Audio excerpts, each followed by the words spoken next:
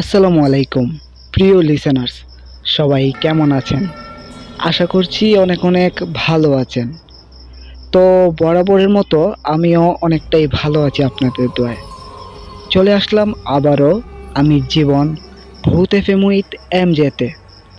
তো আজকে যে ঘটনাগুলো আপনাদের সাথে শেয়ার করতে যাচ্ছি, ঘটনাগুলো সাদাত ভাইয়ের কাছ থেকে কালেক্ট করা। তো আর বেশি কথা বাড়াবো না, চলে যাচ্ছি মূল ঘটনায়। আসসালামু আলাইকুম প্রিয় লিসেনার, আজ আমি আপনাদের সাথে যে ঘটনাটি শেয়ার করতে যাচ্ছি সেই ঘটনাটি সাপরূপী একটি জিনের ঘটনা। এই ঘটনাটি হোয়াটসঅ্যাপের মাধ্যমে একজন সৌদি আরব প্রবাসী বড় ভাই আমাকে লিখে পাঠিয়েছেন। তো তিনি আমার সাথে যেভাবে শেয়ার করেছেন আমি আপনাদের সামনে সেভাবেই উপস্থাপন করছি। তো কথা না বাড়িয়ে প্রিয় লিসেনার্স, সরাসরি চলে যাচ্ছি ঘটনায়। ঘটনাটি ঘটেছে আমার নানার সাথে। ঘটনাটির সময়কাল 1990 সালের দিকের। সে সময় এখনকার মতো সব জায়গায় বিদ্যুৎ ছিল না। মানুষ সন্ধ্যা হলেই ঘুমিয়ে যেত, রাস্তায় আর বের হতো না তেমন একটা।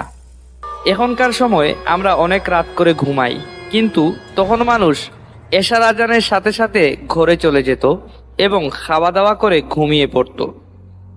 আমার নানার একটি ছোট দোকান ছিল, সেখানে তিনি নিত্য প্রয়োজনীয় জিনিস বিক্রি করতেন। দোকানের জিনিস শেষ হওয়ায় আমার নানা জিনিস নিয়ে আসেন এবং দোকানে উঠান। কাজ করতে করতে তিনি খেয়াল করেননি কখন যে রাত হয়ে গেছে। আনুমানিক কাজ শেষ হতে রাত 10টা বেজে যায়। তিনি চিন্তা করেন অনেক রাত হয়েছে, এখন বাড়ি ফেরা দরকার। বলে রাখা ভালো যে নানার দোকান থেকে বাড়ি কিছুটা দূরে ছিল। বলতে গেলে মাঝে একটা তাল বাগান ও বাঁশঝাড় ছিল, আর এগুলো পার হয়েই আসতে হতো নানাকে এবং প্রতিদিন ওইখানে আবার যেতে হতো। তাল বাগান দিয়ে বাড়ি যেতে সুবিধা হয় এবং অনেক তাড়াতাড়ি পৌঁছানো যায়, কিন্তু অন্য রাস্তা দিয়ে গেলে প্রায় 40 মিনিট সময় লাগবে। তাই নানা চিন্তা করলেন তালবাগানের রাস্তা দিয়ে বাড়ি যাবেন। তারপর যেই বাবা সেই কাজ। তিনি বাগানের ভিতর দিয়ে হাঁটতে লাগলেন। তারপর যাওয়ার সময় তিনি একটা সাপের উপর দিয়ে হেঁটে যান, কিন্তু তিনি সেটা খেয়াল করেননি যেহেতু অন্ধকার ছিল। তারপর হারিকেনের আলোতে হঠাৎ করে নানা দেখেন সাপটা তাকে ছুবল মারতে আসছে। তারপর তিনি ভয় পেয়ে যান এবং উনি মাটিতে একটি লাঠি দেখতে পান। ওই লাঠি দিয়ে নানা ওই সাপটিকে 2-3টা বাড়ি দিয়ে মেরে ফেলেন। তারপর তিনি আবার আগের মতোই হাঁটতে থাকেন। তারপর তিনি অনুভব করেন হালকা ঠান্ডা বাতাস লাগছে। তিনি কিছু মনে না করে চলতে থাকেন। বাগানের মাঝপথে আসতেই তিনি দেখেন সামনে থেকে একজন সাদা পাঞ্জাবি পরা লোক তার দিকে এগিয়ে আসছে। তারপর নানা ওই পাঞ্জাবি পরা লোকটাকে আসসালামু আলাইকুম বলে সালাম দেন। লোকটি একটু ভারী গলায় সালামের উত্তর দেন। নানা জিজ্ঞাসা করেন, আপনি কি ইসলামিক মাহফিলে যাচ্ছেন? বলে রাখা ভালো যে সে সময় দোকানের ওইদিকে মাহফিল হচ্ছিল। তখন লোকটি ভারী গলায় উত্তর দেন, না, আমি মাহফিলে যাচ্ছি না।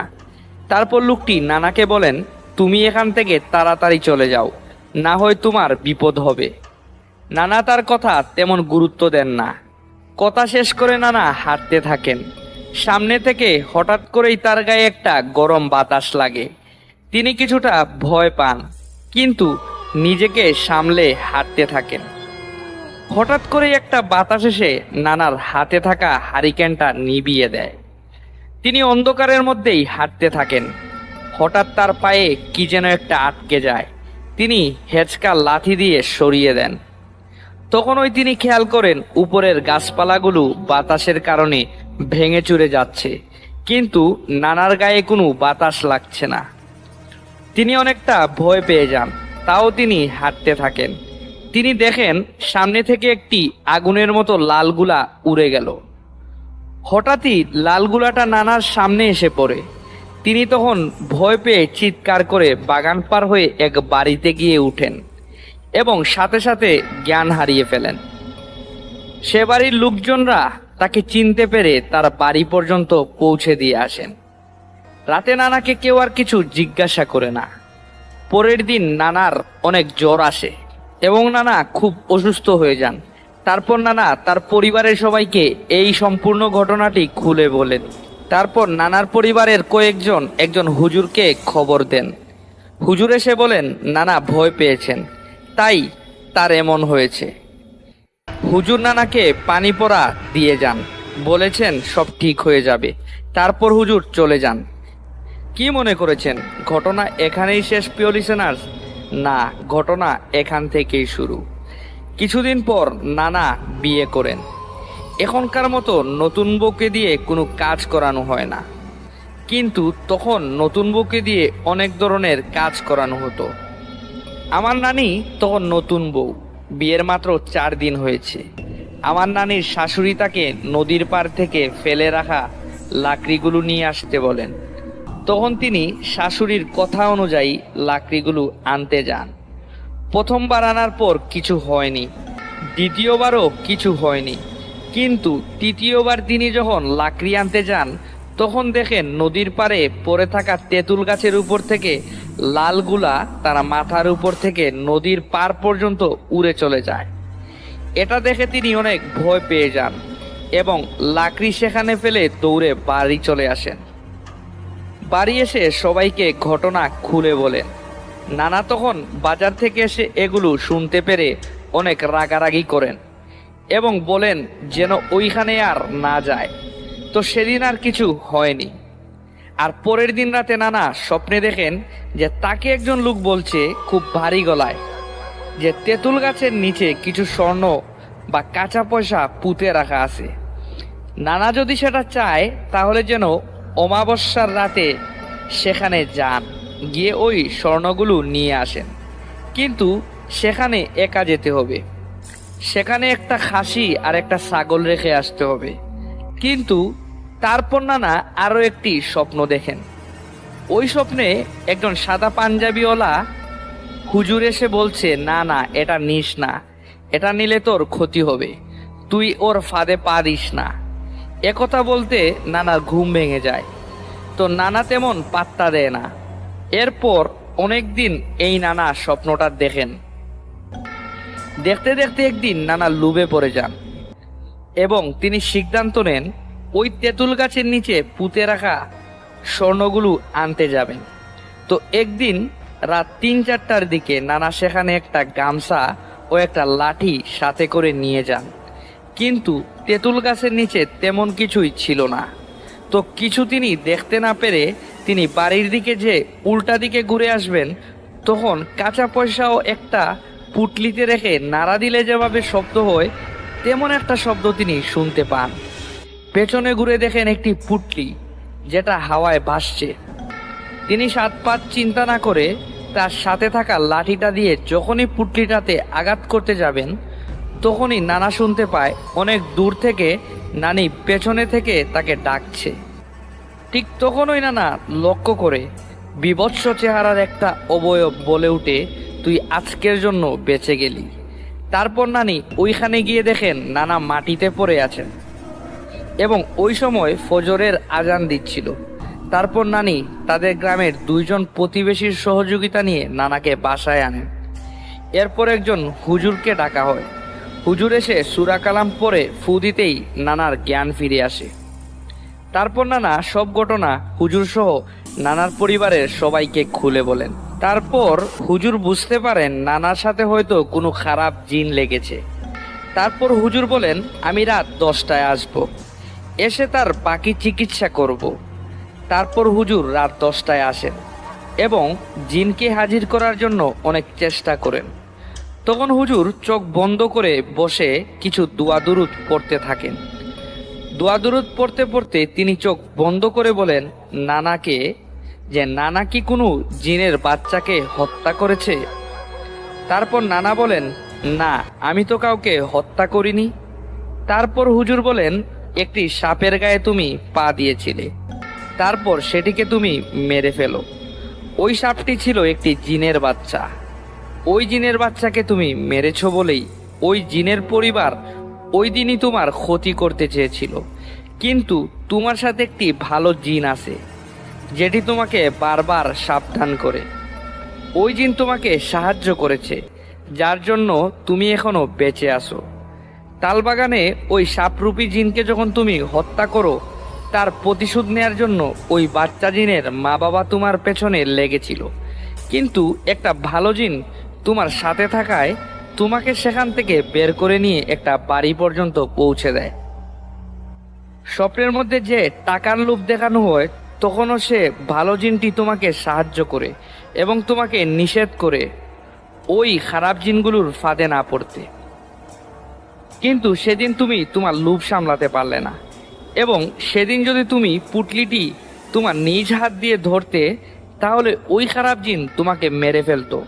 আর ওই সময় ওই ভালো জিনটি নানিকে সেখানে পাঠায়, আর ফজরের আজান দেওয়ার কারণে সেদিন তুমি বেঁচে যাও। তারপর হুজুর বলেন, আমি আমার অধীনে থাকা জিন দিয়ে ওই জিনকে বুঝাবো যে তুমি ওই সাপটিকে না বুঝে মেরেছ। তারপর হুজুর পানি পড়া দেন এবং বলেন আগামী 7 দিন যেন বাসা থেকে নানা বের না হন। তারপর নানা 7 দিন ঘর থেকে বের হন না। তো এই ছিল সাদাত ভাই ঘটনা।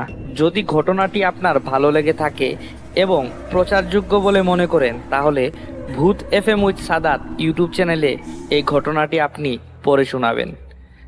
এই কথা বলে তিনি তার নাম, ঠিকানা এবং ফোন নাম্বার আমাকে দিয়েছেন এবং বলেছেন ঘটনাটি যদি সিলেক্ট করা হয় তাকে যেন হোয়াটসঅ্যাপে জানাই। তো প্রিয় লিসেনার্স, এই ছিল ঘটনা।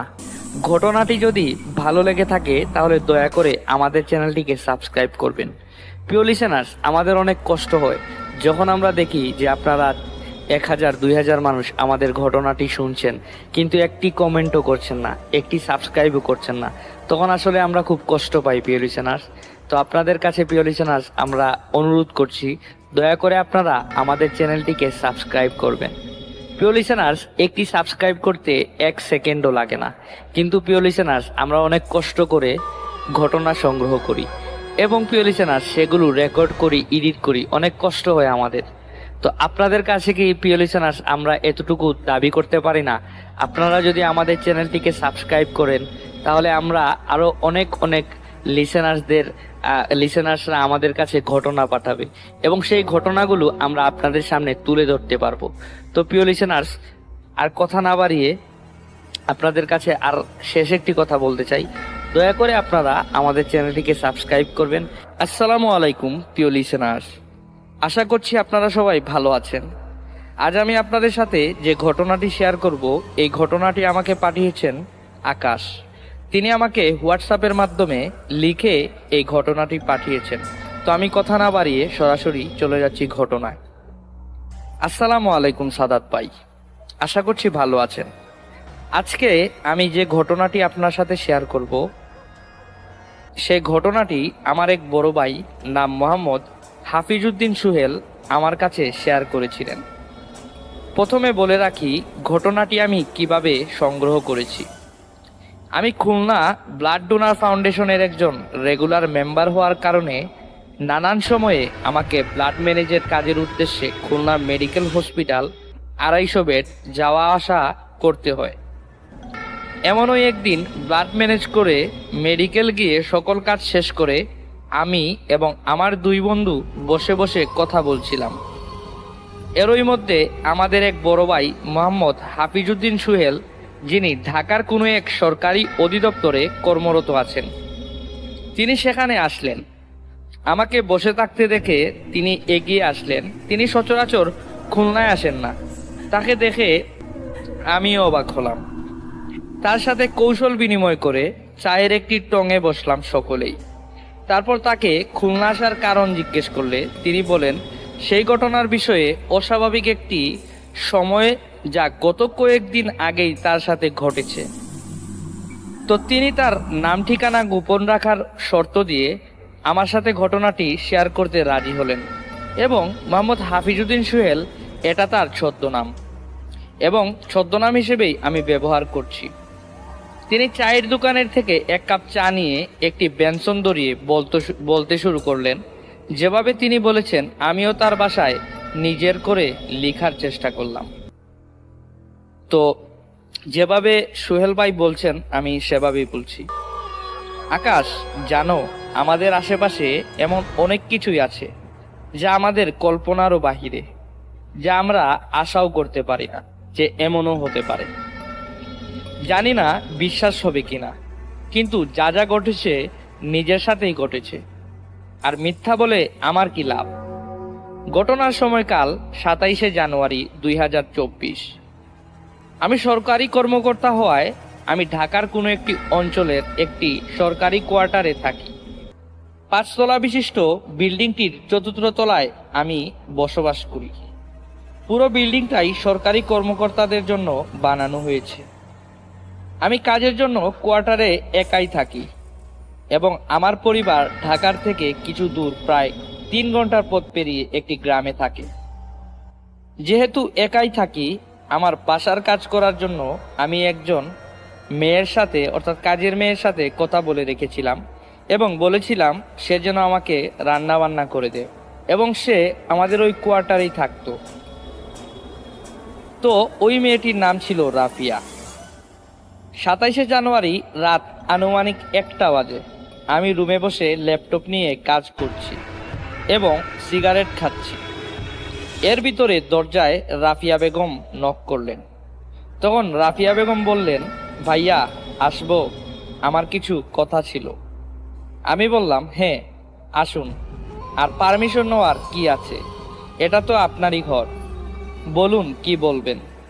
রাফিয়া বেগম বলল, আসলে অনেক সময় হয়েছে পরিবার থেকে দূরে আছি, কারো সাথে দেখা করি নাই, এবং আমার স্বামীও অনেক অসুস্থ, তাই আমি ভাবছিলাম কিছুদিনের জন্য ছুটি নিয়ে গ্রামে গিয়ে পরিবারের সাথে কিছুদিন কাটিয়ে আসব। আমি বললাম, বুঝলাম, তো কতদিনের ছুটি লাগবে আপনার? রাফিয়া বেগম বললেন, বেশি দিন না, 10-12 দিন হলেই হবে। আমি বললাম, এতদিন তাহলে বাসার সকল কাজ কিভাবে হবে, আর আমার খাওয়া দাওয়া? আর আপনি তো জানেনই যে আমি বাইরের খাবার খাওয়া পছন্দ করি না। না, এতদিন ছুটি দেয়া যাবে না, কিছুদিন পর মাস শেষ হবে, 2-1 দিনের জন্য ঘুরে আসতে পারেন। আমারও একটি মিটিং আছে, আমিও বাইরে থাকবো 2 দিন। রাফিয়া বেগম মুখ গুমরা করে বলল, আচ্ছা ভাই, আপনি যা ভালো বুঝেন তাই করেন, সমস্যা নাই। আপনি যখন 2 দিনের ছুটি দিবেন, ঠিক আছে, 2 দিনের জন্যই আমি গিয়ে ঘুরে চলে আসব। রাফিয়া বেগম আমার কথা ফেললো না। খুবই সুন্দর ও সরল মনের মানুষ, যা বলি তাই শুনে। তিনি আর কোনো কিছু না বলে রুম থেকে চলে গেলেন। পরের দিন রাতে অফিস থেকে কাজ শেষ করে একটু গ্রামের দিকে গেলাম। ফিরতে ফিরতে একটু লেট হয়ে গেল। মাঝখানে একটু শপিং করে বাসায় ফিরলাম। বাসায় ফিরে দেখি রাফিয়া বেগম সোফায় বসে চা খাচ্ছে এবং টিভি দেখছে। আমাকে দেখে তিনি বললেন, কি ভাইয়া, এতগুলো শপিং ব্যাগ নিয়ে আসলেন, বিয়ে টিয়ে করছেন নাকি? আমি বললাম, আর বিয়ে এইসব এখন না, পরে। তারপর তার হাতে ব্যাগগুলো দিয়ে বললাম, আপনি তাড়াতাড়ি রেডি হন, গাড়ি 1 ঘন্টার মধ্যেই চলে আসবে। তিনি আমার দিকে অবাক হয়ে তাকিয়ে রইলেন। আমি বললাম, তাকিয়ে লাভ নাই, দ্রুত করুন, গাড়ি মিস হয়ে যাবে আপনার বাসায় যাওয়া। তিনি কথা শুনে খুবই খুশি মনে রেডি হলেন এবং আমি তার হাতে বাকি ব্যাগগুলো দিয়ে দিলাম। আমি তখন বললাম, এগুলো আপনার মেয়ে ও আপনার স্বামীর জন্য, আর অন্য ব্যাগের সব আপনার জন্য। বাসায় গিয়ে আপনি আরাম করে ঘুরে আসেন। আর হ্যাঁ, এই খামটি রাখুন, এই খামে 16,000 টাকা আছে, আপনার 1 মাসের বেতন। আর হ্যাঁ, এটা আমার তরফ থেকে, তাই চিন্তা করবেন না। তিনি খুব খুশি হলেন এবং প্রশ্ন করলেন, আমার খাওয়া দাওয়া এবং বাসার কাজ কি হবে? তখন আমি বললাম, সব ম্যানেজ করে রেখেছি, আপনি গিয়ে 1 মাস ঘুরে আসুন ভালোভাবে, এবং তারপর আবার বাড়ি ফিরবেন, তখন আবার ছুটি পাবেন না কিন্তু। তাকে নিয়ে গাড়িতে উঠিয়ে দিয়ে আমি বাসায় চলে আসি। পরের দিন ছুটি থাকায় আমি বাসায় বসে বসে সিগারেট খাচ্ছি এবং ল্যাপটপে কাজ করছি। রাত আনুমানিক 3টা বাজে। হঠাৎ বেল বাজার শব্দ। এত রাতে ঘরে কে আসলো দেখার জন্য উঠে দরজা খুলে দেখি, আরে আরিফা। তখন আমি বললাম, তুমি এখন এই সময়ে কেন? তোমার তো সকালে আসার কথা ছিল। আরিফা নতুন কাজের মেয়ে, আমি গ্রামে গিয়ে এই 1 মাসের জন্য তাকে ঠিক করে এসেছিলাম। আরিফা বলল, আসলে ভাইয়া আমি লেট করে বের হয়েছিলাম, আর যেই বাসে আসছিলাম সেই বাসের টায়ার পাঞ্চার হয়ে যায় এবং আসার পথে ট্রাফিকও ছিল, তাই লেট হয়ে গেছে। পরের দিন সকালে আমি নাস্তা করে অফিসে যাব, তার আগে আরিফাকে সব কাজ বুঝিয়ে দিলাম। 2 দিন ধরে সবই ঠিকই যাচ্ছিল, কিন্তু হঠাৎ খেয়াল করলাম আরিফার মাঝে কিছু পরিবর্তন।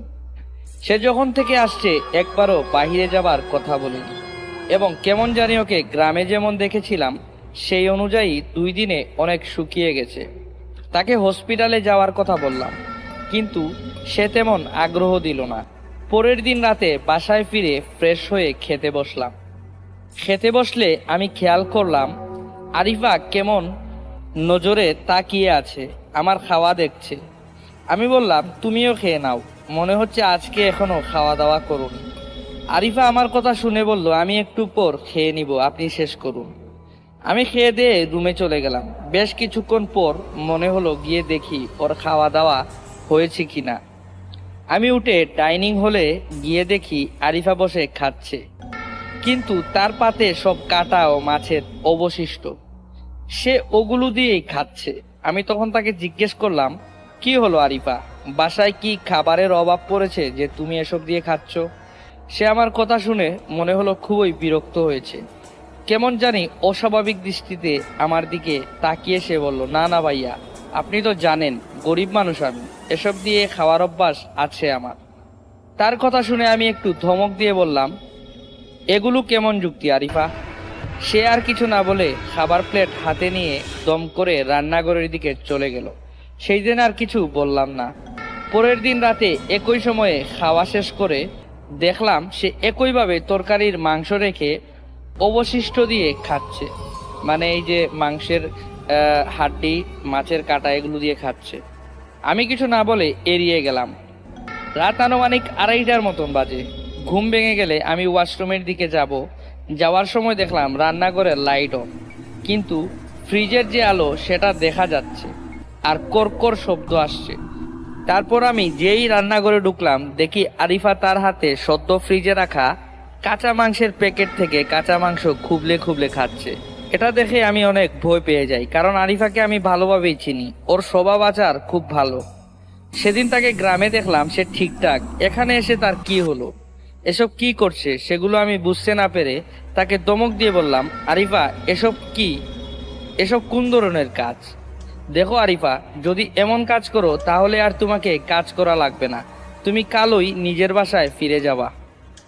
এই কথা যখন আমি আরিফাকে বললাম তখন সে চিৎকার শুরু করলো এবং নিজের মাথার চুলগুলো সে নিজেই ছিঁড়তে শুরু করলো। তারপর আমি আরিফাকে ধমক দিলাম। যেই আমি তাকে ধমক দিতে গেলাম তখনই সে আমার গালে চোর বসিয়ে দিল। তারপর আমি তাকে ধমক দিয়ে বললাম, এটা কি করলে আরিফা?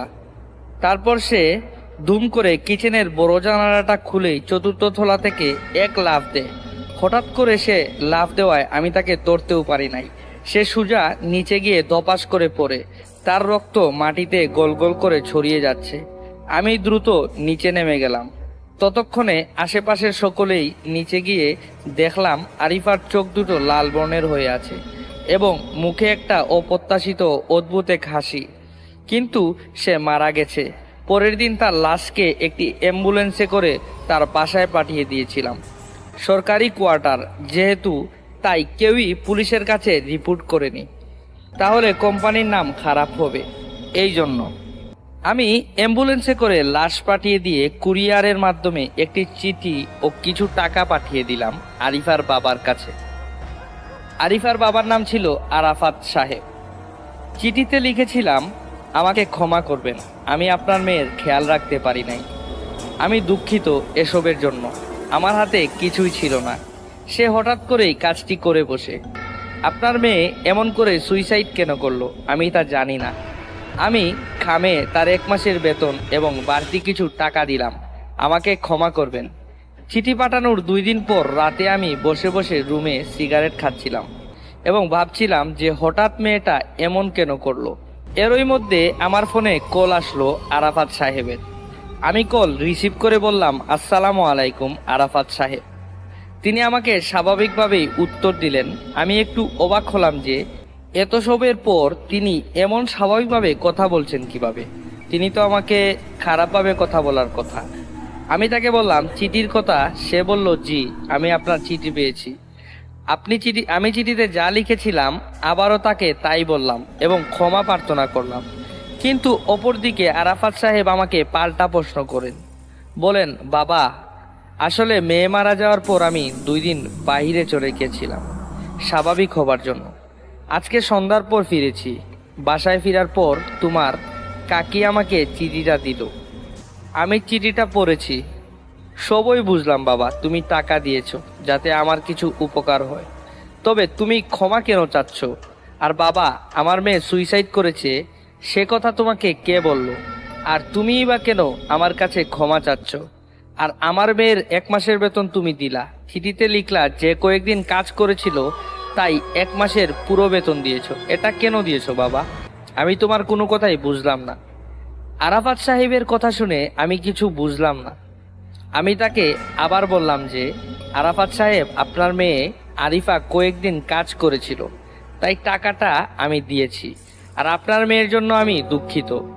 আরাফাত সাহেব আমার কথা শুনে এবার বললেন, বাবা এদিকে আমার মেয়ে মারা গেল বাস অ্যাক্সিডেন্টে, 2 দিন হতে পারলো না। তুমি কেন আমার মেয়েকে নিয়ে এসব বলছো?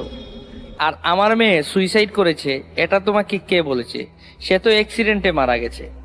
আর আরিফা তোমার বাসায় কয়েকদিন কাজ করছে, এটা কিভাবে সম্ভব? এটা তো অসম্ভব। আমি বললাম, কাকা অসম্ভব মানে? আপনি এসব কি বলছেন? আর বাস অ্যাক্সিডেন্ট করে মারা গিয়েছে আরিফা, এটা কি বলছেন আপনি? আরাফাত সাহেব আমাকে বললেন, বাবা আরিফা তোমার বাসায় কয়েকদিন কাজ করেছিল, এটা অসম্ভব।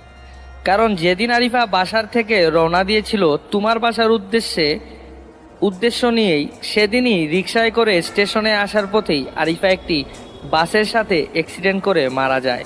তাহলে সে তোমার বাসায় কয়েকদিন কাজ করবে কিভাবে? আরাফাত সাহেব আমাকে ধমক দিয়ে বলেন যে আমার মেয়ে মারা গেছে, এই নিয়ে আমি তোমার সাথে মজা করব কেন বাবা? পাগল আমি না, পাগল হয়েছ তুমি। আমার মেয়েকে আমি নিজ হাতে দাফন দিয়েছি, জানাজা পড়েছি। তুমি গ্রামে আসো, তার কবর দেখে যাও। এই বলে তিনি কল কাটলেন। তার কথাগুলো শুনে আমার মাথায় যেন আকাশ ভেঙে পড়েছে এবং আমি অনেক ভয় পেয়ে গিয়েছি। আমি হতভম্ব হয়ে সাথে সাথে আমার গাড়িটা নিয়ে বের হলাম গ্রামের উদ্দেশ্যে। গিয়ে আমি সোজা উঠলাম আরাফাত সাহেবের বাসায়। তিনি আমাকে দেখেই আমার হাত ধরে বললেন, আসো বাবা। তারপর আমাকে নিয়ে তিনি একটি কবরের সামনে দাঁড় করিয়ে বললেন, এই দেখো বাবা, এইটা আমার মেয়ের কবর। তখন আমি দেখলাম আসলেই সেটা আরিফার কবর। কিন্তু আমার চোখ গেল কবরের উপর লেগে থাকা বোর্ডের উপর। সেখানে তারিখ লেখা 27শে জানুয়ারি 2024। এটা দেখে আমার পায়ের তলের জমি সরে গেল। আমি কি দেখছি এগুলো? যদি আরিফা আমার বাসায় যাওয়ার পথে অ্যাক্সিডেন্টে মারা যায়, তাহলে 4 দিন আমার বাসায় যেই মেয়ে ছিল সে কে ছিল? আমি তো আরিফাকে চিনি, সে তো অপরিচিত কেউ ছিল না, সে তো আরিফাই ছিল। আমি আরাফাত সাহেবকে বললাম, কাকা আপনি লাশ পেয়েছেন কবে? তিনি বলল, যেদিন অ্যাক্সিডেন্ট হয়েছিল সেদিনের পরের দিন, অর্থাৎ 28শে জানুয়ারি সকালে ভোরবেলা ফজরের নামাজের পর জানাজা পড়ে তাকে দাফন করা হয়েছে।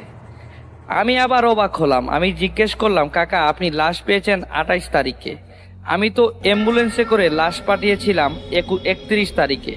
আরাফাত সাহেব বললেন, লাশ কার? লাশ কিসের?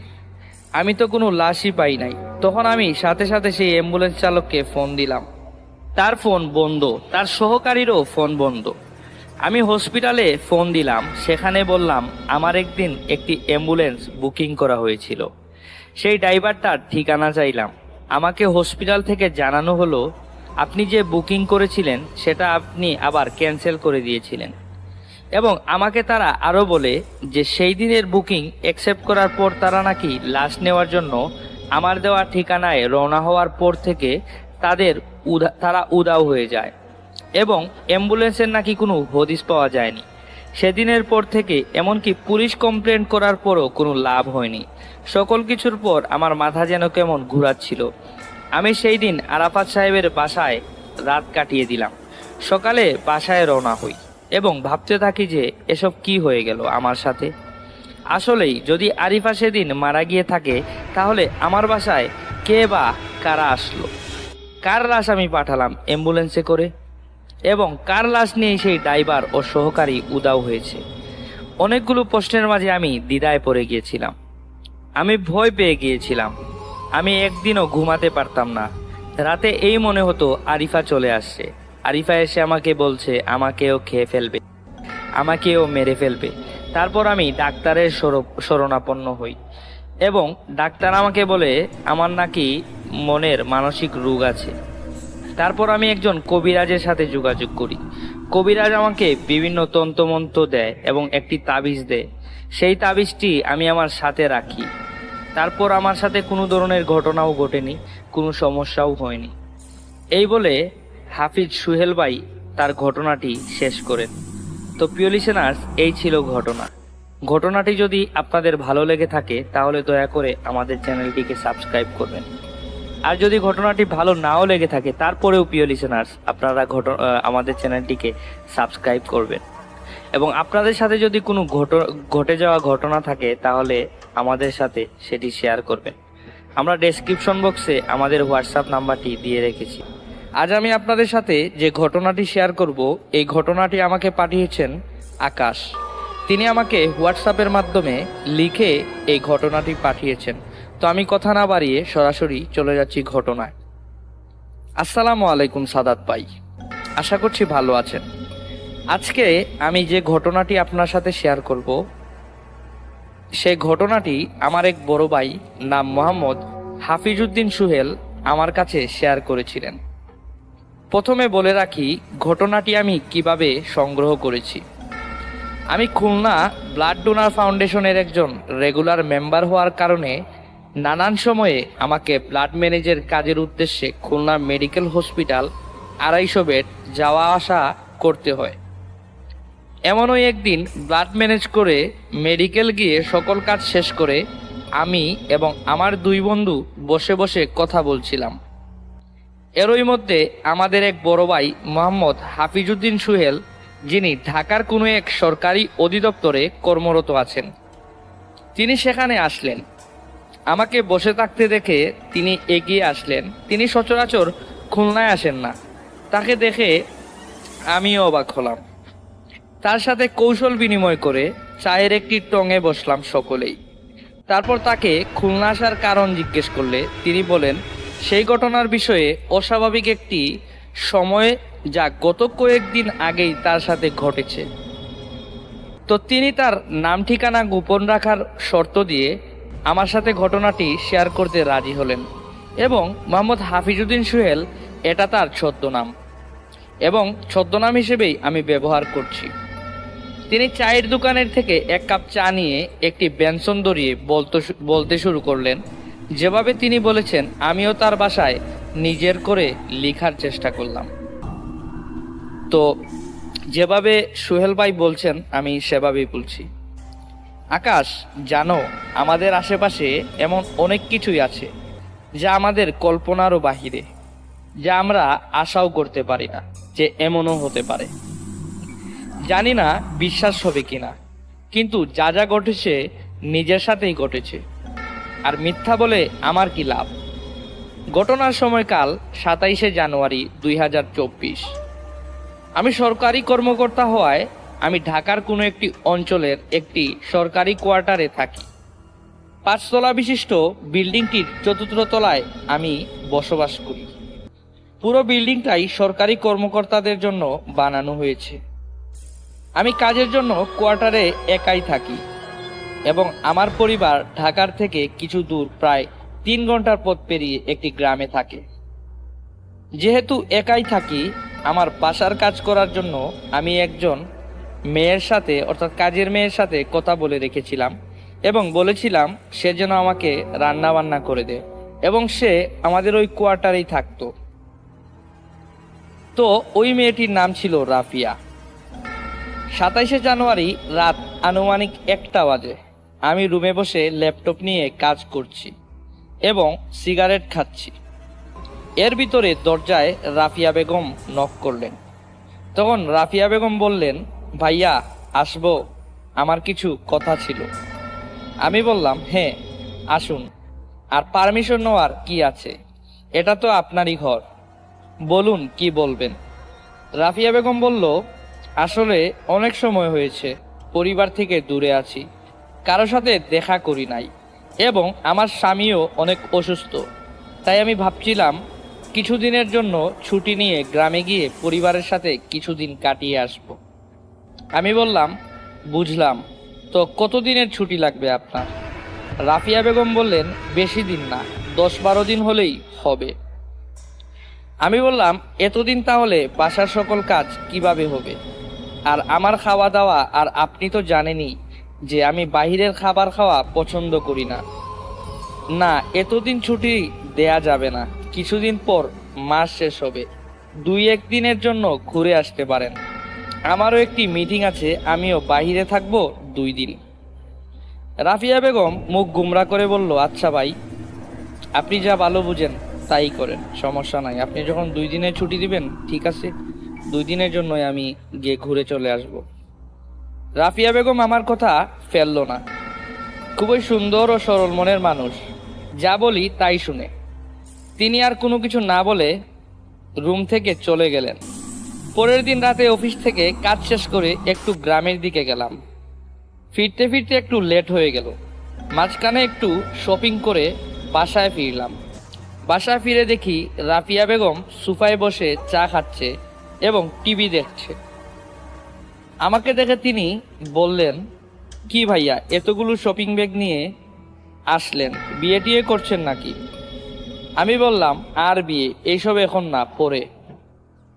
তারপর তার হাতে ব্যাগগুলো দিয়ে বললাম, আপনি তাড়াতাড়ি রেডি হন, গাড়ি 1 ঘন্টার মধ্যেই চলে আসবে। তিনি আমার দিকে অবাক হয়ে তাকিয়ে রইলেন। আমি বললাম, তাকিয়ে লাভ নাই, দ্রুত করুন, গাড়ি মিস হয়ে যাবে আপনার বাসায় যাওয়া।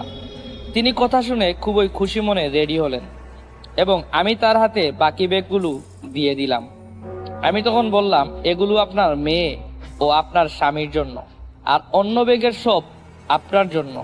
বাসায় গিয়ে আপনি আরাম করে ঘুরে আসেন। আর হ্যাঁ, এই খামটি রাখুন, এই খামে 16,000 টাকা আছে, আপনার 1 মাসের বেতন। আর হ্যাঁ, এটা আমার তরফ থেকে, তাই চিন্তা করবেন না। তিনি খুব খুশি হলেন এবং প্রশ্ন করলেন, আমার খাওয়া দাওয়া এবং বাসার কাজ কি হবে? তখন আমি বললাম, সব ম্যানেজ করে রেখেছি, আপনি গিয়ে 1 মাস ঘুরে আসুন ভালোভাবে, এবং তারপর আবার বাড়ি ফিরবেন, তখন আবার ছুটি পাবেন না কিন্তু। তাকে নিয়ে গাড়িতে উঠিয়ে দিয়ে আমি বাসায় চলে আসি।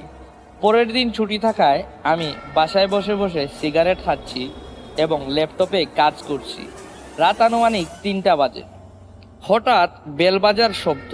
এত রাতে ঘরে কে আসলো দেখার জন্য উঠে দরজা খুলে দেখি, আরে আরিফা। তখন আমি বললাম, তুমি এখন এই সময়ে কেন? তোমার তো সকালে আসার কথা ছিল। আরিফা নতুন কাজের মেয়ে, আমি গ্রামে গিয়ে এই 1 মাসের জন্য তাকে ঠিক করে এসেছিলাম।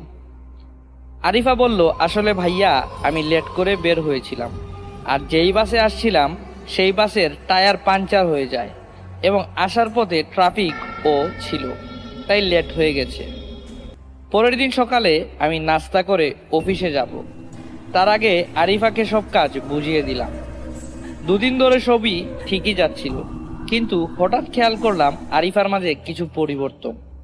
সে যখন থেকে আসছে একবারও বাহিরে যাবার কথা বলেনি, এবং কেমন জানি ওকে গ্রামে যেমন দেখেছিলাম সেই অনুযায়ী 2 দিনে অনেক শুকিয়ে গেছে। তাকে হসপিটালে যাওয়ার কথা বললাম, কিন্তু সে তেমন আগ্রহ দিল না। পরের দিন রাতে বাসায় ফিরে ফ্রেশ হয়ে খেতে বসলাম। খেতে বসলে আমি খেয়াল করলাম আরিফা কেমন নজরে তাকিয়ে আছে, আমার খাওয়া দেখছে।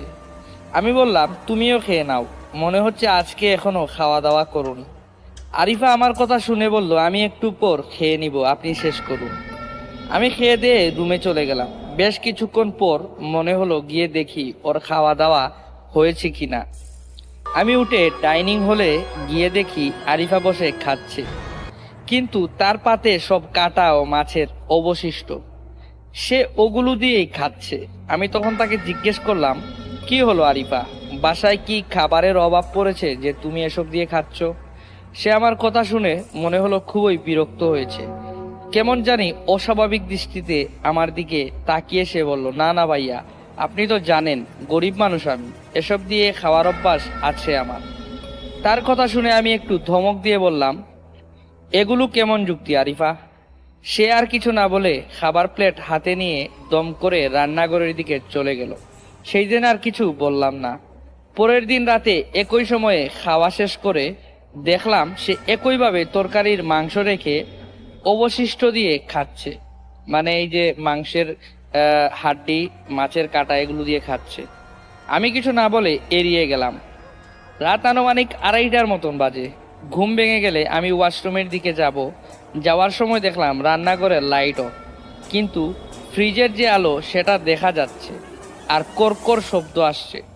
তারপর আমি যেই রান্নাঘরে ঢুকলাম দেখি আরিফা তার হাতে সদ্য ফ্রিজে রাখা কাঁচা মাংসের প্যাকেট থেকে কাঁচা মাংস খুবলে খুবলে খাচ্ছে।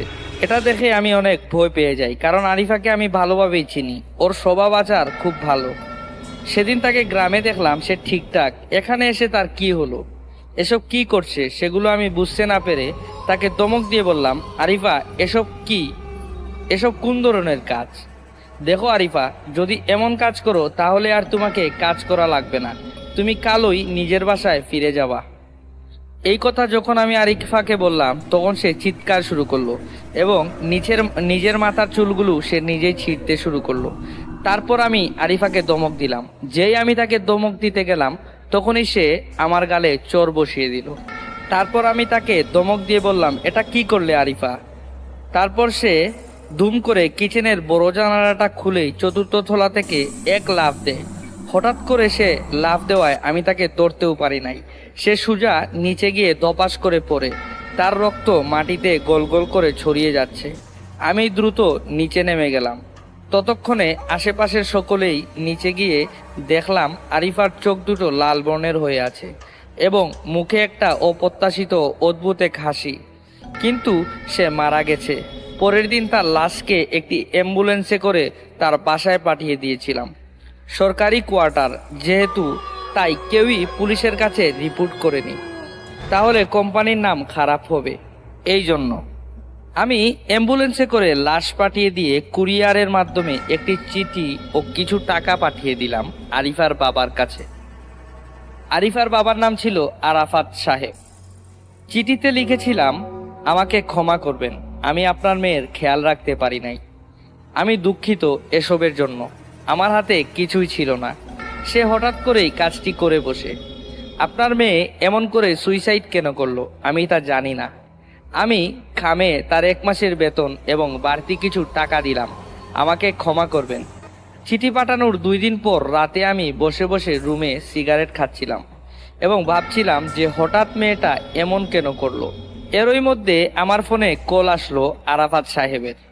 আমি কল রিসিভ করে বললাম, আসসালামু আলাইকুম আরাফাত সাহেব। তিনি আমাকে স্বাভাবিকভাবেই উত্তর দিলেন। আমি একটু অবাক হলাম যে এত সবের পর তিনি এমন স্বাভাবিকভাবে কথা বলছেন কিভাবে। তিনি তো আমাকে খারাপভাবে কথা বলার কথা। আমি তাকে বললাম চিঠির কথা। সে বলল, জি আমি আপনার চিঠি পেয়েছি। আমি চিঠিতে যা লিখেছিলাম আবারও তাকে তাই বললাম এবং ক্ষমা প্রার্থনা করলাম। কিন্তু অপরদিকে আরাফাত সাহেব আমাকে পাল্টা প্রশ্ন করেন, বলেন, বাবা আসলে মেয়ে মারা যাওয়ার পর আমি 2 দিন বাহিরে চলে গিয়েছিলাম স্বাভাবিক হবার জন্য। আজকে সন্ধ্যার পর ফিরেছি। বাসায় ফেরার পর তোমার কাকি আমাকে চিঠিটা দিল। আমি চিঠিটা পড়েছি, সবই বুঝলাম বাবা, তুমি টাকা দিয়েছো যাতে আমার কিছু উপকার হয়, তবে তুমি ক্ষমা কেন চাচ্ছ? আর বাবা, আমার মেয়ে সুইসাইড করেছে সে কথা তোমাকে কে বলল? আর তুমিই বা কেন আমার কাছে ক্ষমা চাচ্ছ? আর আমার মেয়ের 1 মাসের বেতন তুমি দিলা, চিঠিতে লিখলা যে কয়েকদিন কাজ করেছিল তাই 1 মাসের পুরো বেতন দিয়েছো। এটা কেন দিয়েছো বাবা? আমি তোমার কোনো কথাই বুঝলাম না। আরাফাত সাহেবের কথা শুনে আমি কিছু বুঝলাম না। আমি তাকে আবার বললাম যে আরাফাত সাহেব, আপনার মেয়ে আরিফা কয়েকদিন কাজ করেছিল, তাই টাকাটা আমি দিয়েছি, আর আপনার মেয়ের জন্য আমি দুঃখিত।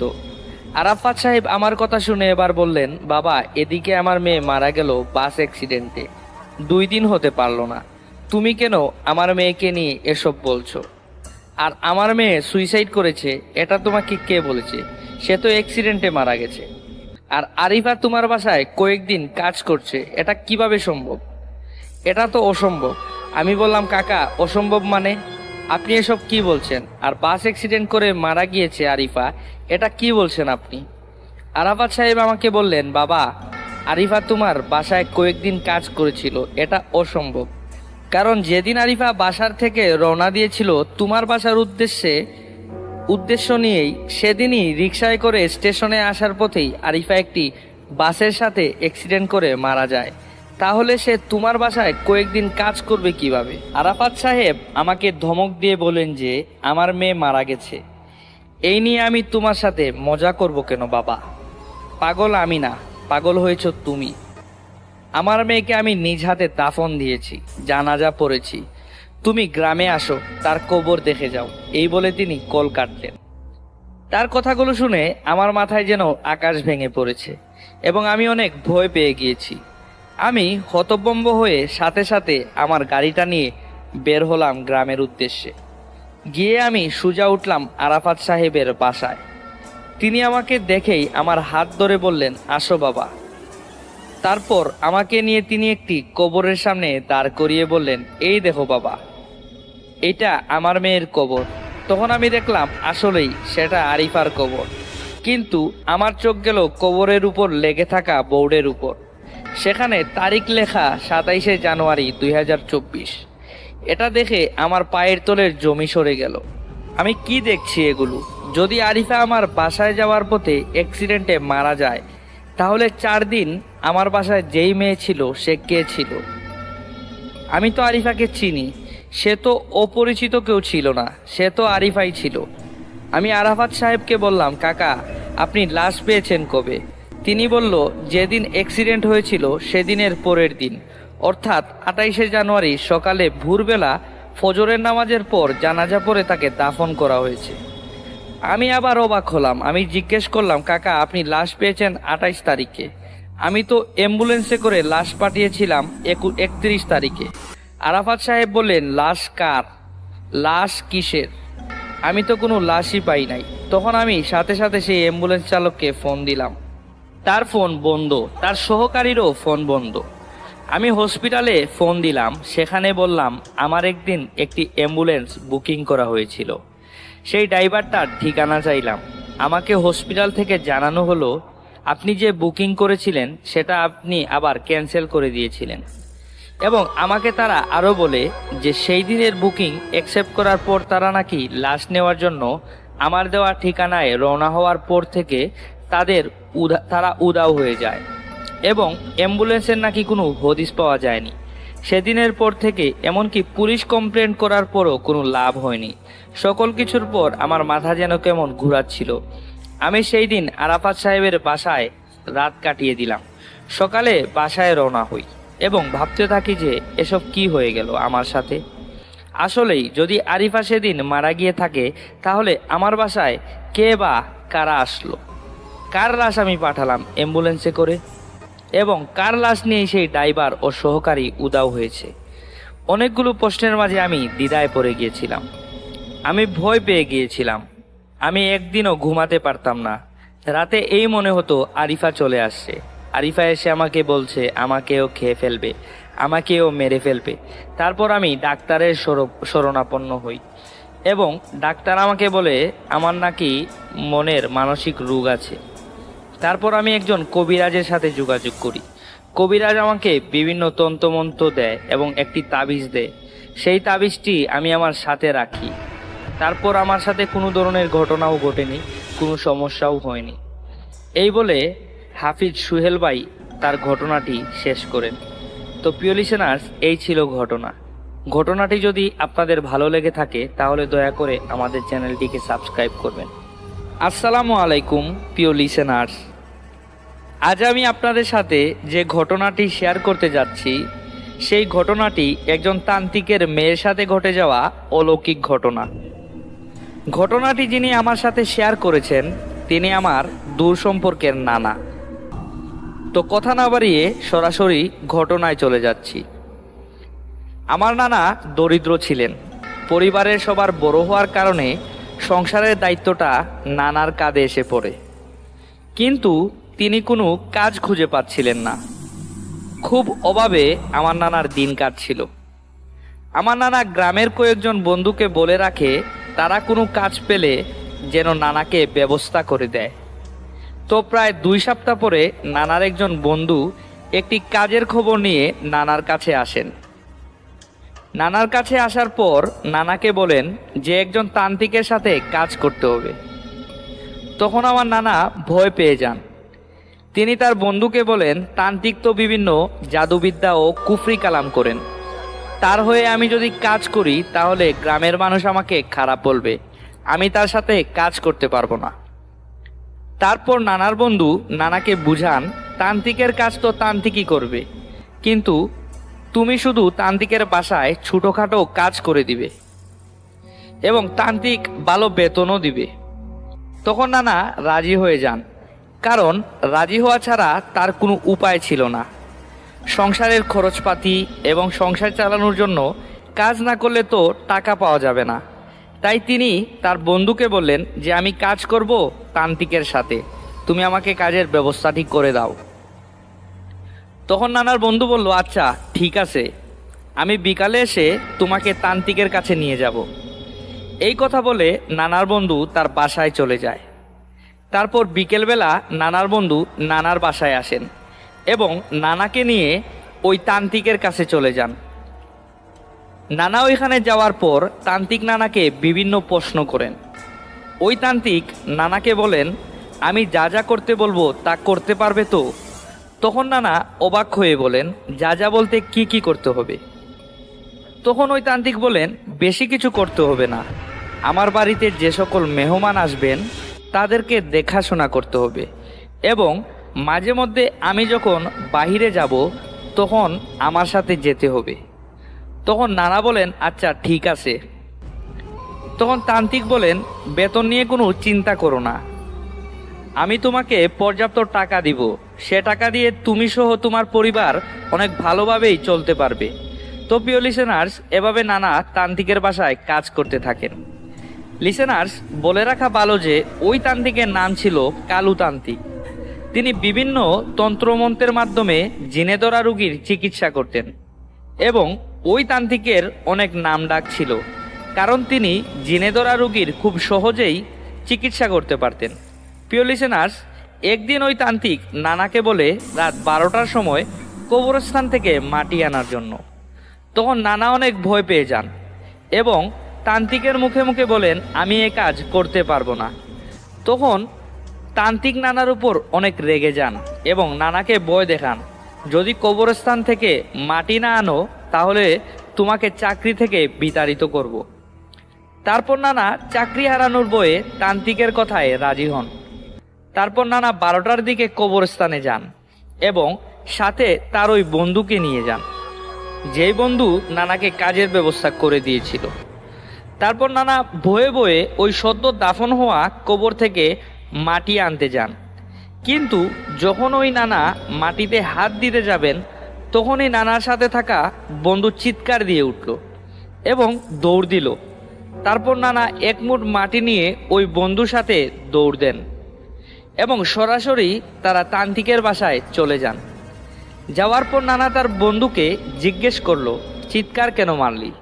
তখন বন্ধু বলে উঠল, আমি দেখেছি একটা ছোট বাচ্চা 2 হাত নেই এবং মুখ দিয়ে রক্ত পড়ছে, এটা দেখে আমি চিৎকার দিয়ে দৌড় দেই।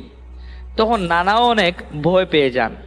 তারপর নানা আর ওই বন্ধু তান্ত্রিককে গিয়ে ওই মাটি দিল এবং তাদের সাথে ঘটে যাওয়া ঘটনা খুলে বলল।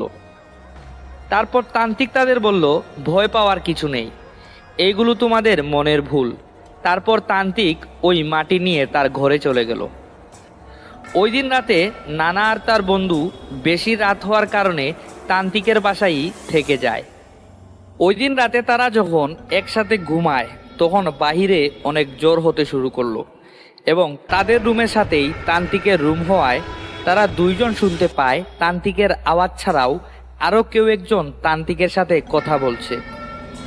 তখন তারা দুইজন অনেক ভয় পেয়ে যায়, কারণ তারা যখন তান্ত্রিককে মাটি দেয় তখন তারা দেখেছিল তান্ত্রিকের ঘরে কেউ নেই, তান্ত্রিক একাই। কিন্তু এখন কার আওয়াজ শোনা যাচ্ছে? তারা দুজনই খুব ভয় পেয়ে গেল। তো তারা চুপি চুপি একজন আরেকজনকে বলছে হয়তো তান্ত্রিকের সাথে কোনো জিন বা অদৃশ্য কোনো অবয়ব কথা বলছে। তারপর তারা কোনো কথা না বলে সেদিন রাতে আর ঘুমায়নি, জেগে জেগে সারা রাত পার করে দেয়। পরদিন প্রিয় লিসেনার্স, সকালবেলা নানা আর তার ওই বন্ধু তান্ত্রিককে গিয়ে জিজ্ঞেস করেন রাতে কে কথা বলেছিল। তখন তান্ত্রিক বলেন, একটি মেয়েকে আমি কালো জাদুর মাধ্যমে পাগল করে দেওয়ার জন্য আমাকে একজন 10,000 টাকা দিয়েছে, তাই আমি তোমাকে কবরস্থানের মাটি আনতে পাঠিয়েছিলাম। আর তোমরা যার কথা শুনেছ সে হলো খারাপ জিন, তার নাম সাফিন জিন। ওই মেয়েটিকে পাগল করার জন্য আমি ওই সাফিন জিনকে নিযুক্ত করেছি। প্রিয় লিসেনার্স, তান্ত্রিকের কথা শুনে নানার অনেকটা মন খারাপ হয়ে যায়। তখন তিনি তান্ত্রিককে বলেন, সামান্য টাকার জন্য আপনি একজন মানুষকে কেন পাগল করবেন? তান্ত্রিক বলল, আমার কাজই মানুষ যা চায় তাই করা। নানা বললেন, সেটা বুঝলাম, কিন্তু আপনার উচিত বুঝে শুনে বিবেক দিয়ে কাজ করা, কারণ আপনি যে মেয়েটিকে পাগল করবেন ওই মেয়েটি কি দোষী? তাছাড়া আপনি জিনে ধরা রুগীদের কাজ করেন, সেটা ভালো কাজ, কিন্তু নির্দোষ কারো ক্ষতি করাটা কি ঠিক হবে? তান্ত্রিক তখন বললেন, না, সেটা আমি জানি না মেয়েটি দোষী কিনা। তখন নানা বললেন, দয়া করে আপনি এই কাজ করবেন না। তখন তান্ত্রিক বললেন, আমি টাকার জন্য কাজ করি, এত কিছু ভেবে কাজ করতে গেলে আমাকে না খেয়ে মরতে হবে, তুমি আমার কাজে নাক গলিও না। তারপর নানা তান্ত্রিককে বলেন, আমি আর আপনার সাথে কাজ করব না। একথা বলে নানা আর নানার বন্ধু বাড়িতে চলে যান। তারপর নানা ওই তান্ত্রিকের কাজ ছেড়ে দেন এবং কৃষিকাজ করা শুরু করেন। তারপর একদিন তান্ত্রিক নানার কাছে আসেন, এসে নানাকে বলেন তার সাথে কাজ করার জন্য, কিন্তু নানা তাকে না করে দেন। তারপর তান্ত্রিক নানাকে বলেন, আমার মেয়ের বিয়ে আগামী 20 তারিখ, তুমি দয়া করে যদি 2 দিনের জন্য আমাকে একটু সহযোগিতা করো তাহলে ভালো হয়। তারপর নানা বললেন, ঠিক আছে, আমি আপনাকে সহযোগিতা করব, কিন্তু আমি কোনো খারাপ কাজে আপনাকে সহযোগিতা করতে পারবো না। আপনি বলছেন যে আপনার মেয়ের বিয়ে, তাই আমি আপনাকে সহযোগিতার জন্য রাজি হয়েছি, কিন্তু আপনি যদি আমাকে খারাপ কোনো কিছু করতে বলেন তাহলে কিন্তু আমি করতে পারবো না। তো তান্ত্রিক বলল, আচ্ছা ঠিক আছে, তুমি শুধু আমার মেয়ের বিয়েতেই সহযোগিতা করলে হবে, আর কিছু করতে হবে না। তারপর নানা 18 তারিখ তান্ত্রিকের বাসায় গেলেন এবং তান্ত্রিককে সাথে নিয়ে বিয়ের সব বাজার হাট করলেন। নানা তান্ত্রিককে জিজ্ঞেস করলেন, এত তাড়াহুড়া করে কেন বিয়ে দিচ্ছেন? তখন তান্ত্রিক বলে, পাত্র অনেক ভালো পরিবারের ছেলে, আমার মেয়ে তার দাদার বাড়িতে বড় হয়েছে, ওইখানে পাত্রর মা আমার মেয়েকে দেখে পছন্দ করেছে, আর আমার পেশাও তো ভালো না, তাই যত তাড়াতাড়ি বিয়ে দিব ততই ভালো। নানা বললেন, জি ঠিক বলেছেন। তারপর চলে আসলো বিয়ের দিন 20 তারিখ। ওই দিন 8টা বেজে যায়, কিন্তু পাত্রপক্ষ আসে না। তখন তো মোবাইল ফোনও ছিল না যাতে যোগাযোগ করা যাবে, তো তারা কোনো উপায় না পেয়ে অপেক্ষা করতে থাকে। তারপর 8:20-এর দিকে পাত্রপক্ষ আসলো, মাত্র 3 জন। নানা 3 জনকে দেখে অবাক হয়, একটা বিয়েতে মাত্র 3 জন কিভাবে আসে? তারপর নানা ভাবে হয়তো এত দূরের পথ, তাই মাত্র 3 জন আসছে। তারপর বিয়ের কাজ এক এক করে সম্পন্ন হয়। তারপর যখন খাবার দাবার এনে পাত্রপক্ষকে দেয়া হলো, তখন নানা লক্ষ্য করেন প্রায় 10 জন মানুষের খাবার তারা 3 জন খেয়ে ফেলছে। তারপর এটা দেখে নানা অনেকটা অবাক হয় এবং ভাবতে থাকে এতগুলো খাবার কিভাবে তারা খাচ্ছে। তখন এই ব্যাপারটা তান্ত্রিকও লক্ষ্য করলো। তারপর তান্ত্রিক বলল, ওরা অনেক দূর থেকে এসেছে, সারাদিন না খেয়ে নদী পার হয়ে এসেছে, তাই হয়তো এতগুলা খাবার খাচ্ছে। তো খাওয়া দাওয়া শেষে পাত্রপক্ষের সবাই পাত্রী নিয়ে চলে যাওয়ার জন্য তান্ত্রিককে বলল, কিন্তু তান্ত্রিক তাদেরকে যেতে দিল না, বলল অনেক রাত হয়ে গেছে, আজকে যাওয়ার দরকার নাই, আগামীকাল ভোরবেলার দিকে রওনা দিও। তো পাত্রপক্ষের দুইজন নানার সাথে রাতে থাকলো এবং পাত্র তান্ত্রিকের মেয়েকে নিয়ে বাসর ঘরে ঢুকে গেল এবং তারা একসাথে থাকে। তারপর তান্ত্রিকের মেয়ের ঘুম ভাঙে ভোরে এবং চিৎকার দিয়ে উঠে। তারপর তান্ত্রিক, নানা এবং প্রতিবেশী সবাই দৌড়ে তার মেয়ের ঘরের দিকে যায়। যাওয়ার পর দেখে পাত্র ঘরে নাই আর মেয়ে কাঁদছে। তখন তান্ত্রিক জিজ্ঞেস করলো, কি হয়েছে মা? তারপর তান্ত্রিকের মেয়ে বলল, আমি যখন ঘুম থেকে উঠলাম, তারপর যখন ওই দরজা খুলতে যাব তখনই লক্ষ্য করি দরজা ভিতর থেকে লাগানো এবং আমার স্বামী আমার পাশে নাই। মেয়ের একথা শুনে তান্ত্রিক নানাকে ডাকতে তার ঘরে গেল। গিয়ে দেখে নানা একা ঘুমাচ্ছে। তারপর নানাকে যখন ডাক দিয়ে সব কথা বলল, তখন নানাও ভয় পেয়ে যায় এবং সারা বাড়ি খুঁজতে থাকে তারা তিনজনকে, কিন্তু কোথাও খুঁজে পাওয়া যায় না। তারপর যখন নদীর ঘাটে খোঁজ নিতে যায়, তখন মাঝিকে বলল যে তোমার নৌকা দিয়ে কি তিনজন লোক ওপারে গিয়েছে? তখন মাঝি বলে, আমি সারা রাত থেকেই নদীতে আছি, কেউ তো গেল না। তখন তান্ত্রিক নৌকা দিয়ে নানাকে নিয়ে রওনা দিল তার মেয়ের স্বামীর বাসার উদ্দেশ্যে। তারপর 12 ঘন্টা পর গিয়ে পৌঁছালো তার মেয়ের জামাইয়ের বাসায়।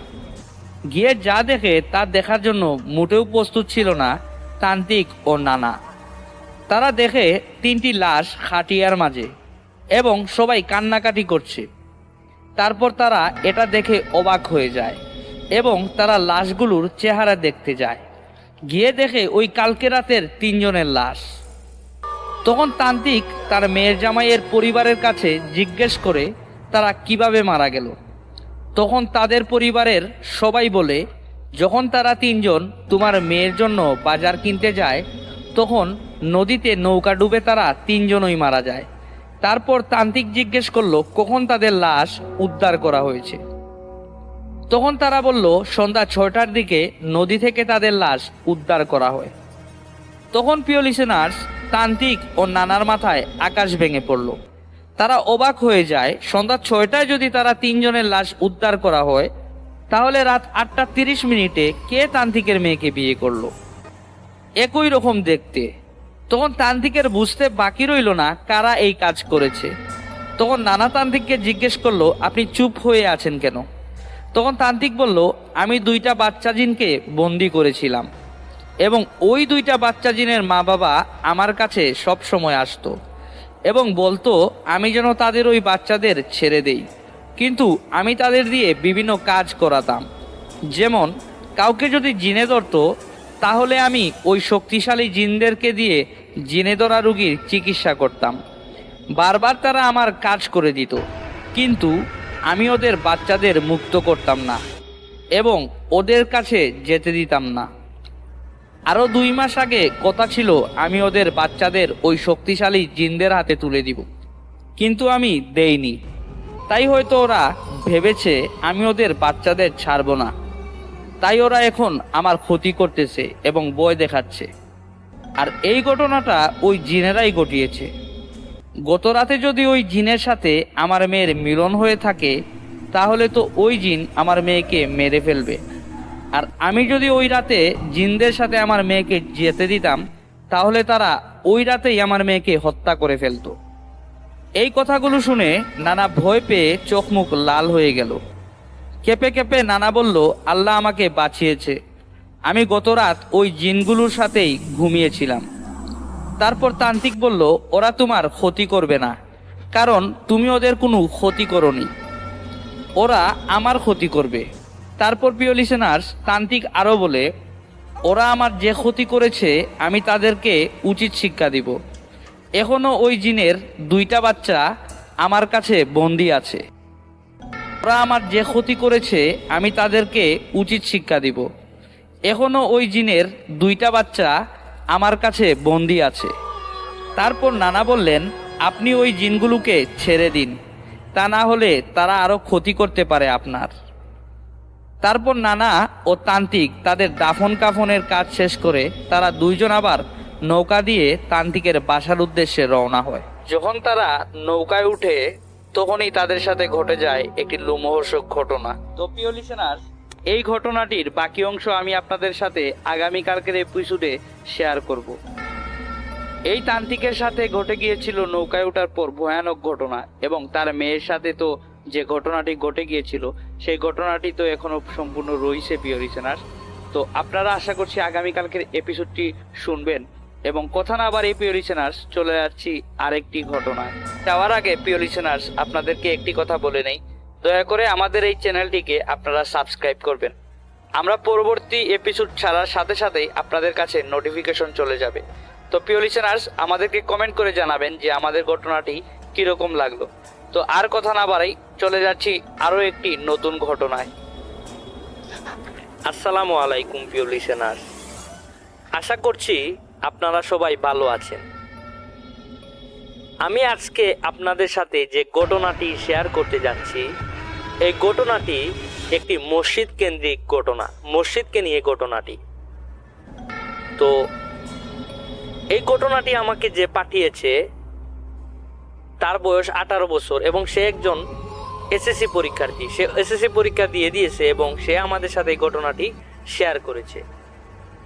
তো সে যেভাবে আমাদের সাথে ঘটনাটি শেয়ার করেছে আমি আপনাদের সাথে সেভাবেই ঘটনাটি প্রিয় লিসেনার শেয়ার করছি। আমাদের এসএসসি পরীক্ষা শেষ হলো এবং এসএসসি পরীক্ষা শেষ হওয়ার পর আমাদের মসজিদের একজন বড় ভাই যে 5 ওয়াক্ত নামাজ পড়ে সে আমাদের বাসায় আসলো। এসে আমার আম্মা আব্বাকে বলল যে খালা এরকম এরকম তার তো এসএসসি পরীক্ষা শেষ, আমরা আগামী বৃহস্পতিবার 40 দিনের জন্য একটি সফরে যাচ্ছি। প্রিয় লিসেনার্স, বলে রাখা ভালো যে এটাকে চিল্লা বলা হয়, 40 দিনের চিল্লা।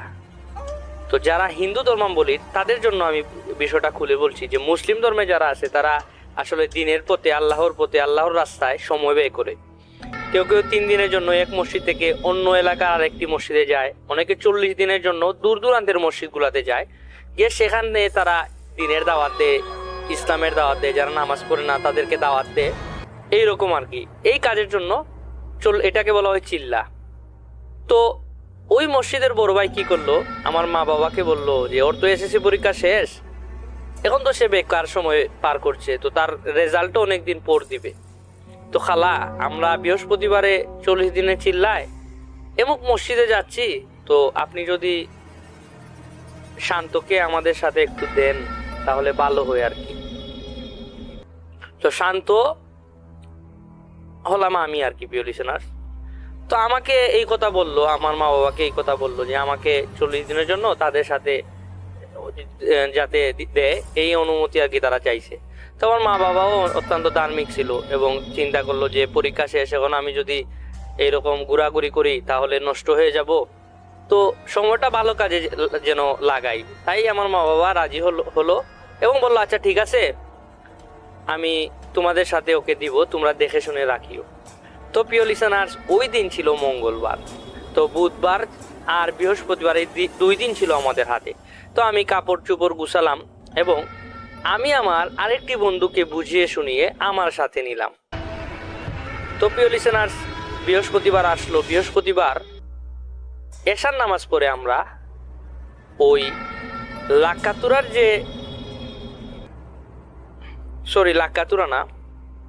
ওই পাহাড়তলির যে মসজিদটি, ওই পাহাড়তলির মসজিদে আমরা যাই এবং ওইখানে গিয়ে প্রিয় লিসেনার্স আমরা দিনের দাওয়াত দেই মানুষকে এবং সেখানে আমরা মসজিদে সবাই মিলেমিশে থাকতে শুরু করি। তো প্রিয় লিসেনার্স, ঘটনাটি মূলত ওইখান থেকে শুরু হয়েছিল। যখন আমরা প্রথম দিন মসজিদে উঠলাম, ওই পাহাড়তলির মসজিদে উঠলাম, তখন আমরা মোট 17 জন মানুষ ছিলাম। আমাদের এলাকারই 17 জন ওই মসজিদে গেলাম। গিয়ে ওই মসজিদের ইমাম সাহেব, মুয়াজ্জিন সাহেব এবং ওই মসজিদের সভাপতি সাহেব সবাই আসলেন, এসে আমাদেরকে একে অন্যের সাথে পরিচয় করিয়ে দিলেন। এবং প্রিয় লিসেনার, শুধুমাত্র আমরাই যে ওই মসজিদে 40 দিনের জন্য চিল্লায় গেছিলাম তেমনটা কিন্তু না, অন্য আরেকটি এলাকা থেকে আরো 8-10 জন ওই মসজিদে এসেছিল ওই 40 দিন সময়ের জন্য মসজিদে আর কি। তো প্রিয় লিসেনার্স, তো আমরা দুইটি পক্ষ হয়ে গেলাম, দুই পক্ষ এখানে একটা আমাদের এলাকা থেকে একদল গেলাম ওই মসজিদে চিল্লার জন্য, আর ওই এলাকা থেকে আরো 10-12 জন আসলো। তো আমরা দুই পক্ষ দুইটা দল হয়ে গেলাম। তো আমরা নিজেরা নিজেদের মধ্যে পরিচিত হতে লাগলাম এবং একদিন 2 দিন করে আমরা সবাই সবার সাথে ভাই ভাইয়ের মতো আর কি চলতে লাগলাম। তো প্রিয় লিসেনার্স, ওই এলাকার একটি ছেলে, তার নাম ছিল আহাদ। আমরা প্রত্যেকেই অত্যন্ত চঞ্চল ছিলাম এবং কথাবার্তা বলতাম, একে অন্যের সাথে অনেক হাসি ঠাট্টা করতাম, মজা করতাম এবং ইসলামের যে বিষয়গুলো আছে সেগুলো নিয়ে আলোচনা করতাম, জিকির করতাম। তো একটা ছেলে আহাদ, সে কিন্তু প্রিয় লিসেনার্স এত বেশি কথা বলতো না, সে কিন্তু চুপচাপ নীরব হয়ে থাকতো। যদি কেউ তাকে কোনো কিছু জিজ্ঞেস করতো তখন সে উত্তর দিত, আর কোনো কিছু জিজ্ঞেস না করলে সে কোনো কথা বলতো না। তো এইরকম প্রকৃতি ছিল আর কি। তো প্রিয় লিসেনার্স, আমি কি করলাম, আমি একটু চঞ্চল প্রকৃতির, চঞ্চল টাইপের ছিলাম। আমি কি করলাম, আমি তাকে গিয়ে জিজ্ঞাসা করলাম, ভাই তোমার নাম কি? ওই দিন তো একসাথে অনেকের নামই পরিচিত হয়েছি, আমরা একে অন্যের সাথে পরিচয় হয়েছি, তোমার নামটা ভাই আমার মনে নাই, একটু যদি তোমার নামটা বলো। তখন সে বলল, আমার নাম আহার। প্রিয় লিসেনার, সে এতটাই চুপচাপ এবং নীরব ছিল, সে আমার নামটিও জিজ্ঞাসা করলো না যে আমার নাম কি, এটা সে জিজ্ঞাসা করলো। তখন আমি তাকে বললাম, ভাই তুমি কি আমার নাম জানতে চাইবে না? তখন সে বলল, আপনার নাম কি? তখন আমি বললাম, আমার নাম শান্ত। প্রিয় লিসেনার্স, এতটুকুই, সে আর কোনো কথা বললো না। তো আমি মনে মনে ভাবলাম সে হয়তো বা আমার সাথে কথা বলতে বিরক্ত বোধ করছে। আমি তখন আর তার সাথে কোনো কথা না বলে তাকে সালাম দিয়ে আবার আমি আমার চলে আসি, এসে আমি অন্যদের সাথে কথা বলতে থাকি। প্রিয় লিসেনার্স, এরকম 1 দিন 2 দিন 3 দিন করতে করতে প্রায় 10 দিনের মতো চলে গেল। আমাদের বাকি রইল আর 30 দিন। তো আমি প্রায় সময় লক্ষ্য করি, নামাজ যখন পড়া হয়, নামাজের সময় সে নামাজ পড়ে সে কোথায় যেন প্রিয় লিসেনার্স চলে যায়। তো আমি কিন্তু প্রিয় লিসেনার্স এই বিষয়টি লক্ষ্য করি, কারণ সবাই সবার মতোই চলছিল, কিন্তু আমার নজরটা তার উপর ছিল, কারণ সে খুব নীরব প্রকৃতি ছিল। আর আমার আগ্রহ জাগে সে কেন নীরব, কারণ প্রিয় লিসেনার্স, আমি ওই দিন ভেবেছিলাম যে সে আমার সাথে হয়তো আমাকে পছন্দ করে না, অথবা আমার সাথে কথা বলতে বিরক্তিবোধ করে, এটা আমি প্রথমে ভাবছিলাম। পরে দেখলাম যে না, সে শুধু আমি নই, আমাদের যে মসজিদে যে আরো বাকি 25-30 জন মানুষ ছিল, কারো সাথেই সে কোনো ধরনের কথাবার্তা বলে না, চুপচাপ নীরব হয়ে থাকে। তো কোথায় যেন সে প্রিয় লিসেনার্স জোহরের নামাজ পড়ে আমরা সামান্য খাওয়া দাওয়া করলাম, খাওয়া দাওয়া করে সবাই একটু রেস্ট নেয় আর কি প্রিয় লিসেনার্স। তো সে কিন্তু প্রিয় লিসেনার্স কোথায় যেন চলে যায়। তো সেদিন আর আমি তাকে দেখতে পেলাম না। তারপর আসরের আজান দেওয়ার পর সে আবার মসজিদে আসলো। মসজিদে আসার পর আসরের নামাজ পড়লাম, পরে আমরা জিকির করলাম, আমরা কিতাব পড়লাম। পড়ার পর মাগরিবের আজান দিয়ে দিল। মাগরিবের নামাজ পড়ার পর প্রিয় লিসেনার্স আমি আবার তার কাছে গেলাম, গিয়ে তাকে জিজ্ঞাসা করলাম যে, আব্দুল আহাদ ভাই, আপনি সবসময় নীরব থাকেন, আপনি কারোর সাথে কোনো কথা বলেন না, কারোর সাথে কোনো ধরনের হাসি ঠাট্টা বা কারো ধরনের কোনো সাথে কোনো স্বাভাবিক কথাবার্তাও আপনি বলেন না। ভাই আপনি যদি একটু বলতেন আপনার কি হয়েছে, আপনার কি সমস্যা, আমাকে যদি একটু বলতেন। আমি আপনাকে যখনই খেয়াল করি তখনই দেখি আপনি নীরব, তখনই দেখি আপনি কিসব যেন একটা চিন্তার মধ্যে আছেন, আপনাকে দেখে মানে আমার ভালো লাগে না। তো তখন আব্দুল আহাদ বলল যে, ভাই না, আমি এরকমই ভাই, আমার কারোর সাথে কোনো কথা বলতে ভালো লাগে না, আমার কোনো কিছুই ভালো লাগে না ভাই। তখন শান্ত তার আরেকজন যে বন্ধু ছিল তাকে যে নিয়ে গেছিল তাকে বিষয়টি শেয়ার করে যে এরকম সে কথাবার্তা বলে না, সে সবসময় চুপচাপ নীরব থাকে, তো বিষয়টা কি বুঝি নাই। তখন তারা 2 বন্ধু পরামর্শ করলো যে সে কোথায় যায় এবং কি করে, এই বিষয়গুলো আমাদেরকে জানতেই হবে। তো প্রিয় লিসেনার, তারা যখন সে জোহরের নামাজ যাওয়ার পরের দিন জোহরের নামাজ যাওয়ার পরে সে ভাত খেয়ে কোথায় যেন চলে যায়, সে এইটা দেখার জন্য শান্ত আর তার বন্ধু তাকে ফলো করতে থাকে। এবং এক সময় আব্দুল আহাদ বুঝে ফেলে যে শান্ত আর তার ওই বন্ধু তাকে ফলো করতেছে। তখন আব্দুল আহাদ বলে যে ভাই আপনি আমাকে ফলো করছেন কেন? তখন শান্ত আর তার বন্ধু আব্দুল আহাদকে একদম জোর করে যে ভাই আজকে আপনাকে বলতেই হবে, আপনি কিসের চিন্তায় আছেন, আমাদেরকে শেয়ার করুন, সমস্যা নাই ভাই, আমরা কারো কাছে কোনো কিছু বলবো না। তখন আব্দুল আহাদ শেয়ার করতে থাকে তার সাথে ঘটে যাওয়া ভয়ঙ্কর ঘটনা। প্রিয় লিসেনার্স, তখন আব্দুল আহাদ বলে ভাই আমার বাবা মা পৃথিবীতে কেউ বেঁচে নাই এবং তারা মারা গেছে ভাই প্রায় 30-35 দিন হয়। প্রথমত হচ্ছে তারা মারা যাওয়ার পরে আমি খুব একটা কষ্টে আছি, তাদেরকে ভুলতে পারতেছি না। মহান আল্লাহ তাআলা তাদেরকে দুনিয়া থেকে নিয়ে নিয়েছেন, তিনিই জন্ম মৃত্যুর মালিক, তাতে আমার কোনো মন খারাপ নেই ভাই, আমি আল্লাহর কাছে সব সময় তাদের জন্য দোয়া করি।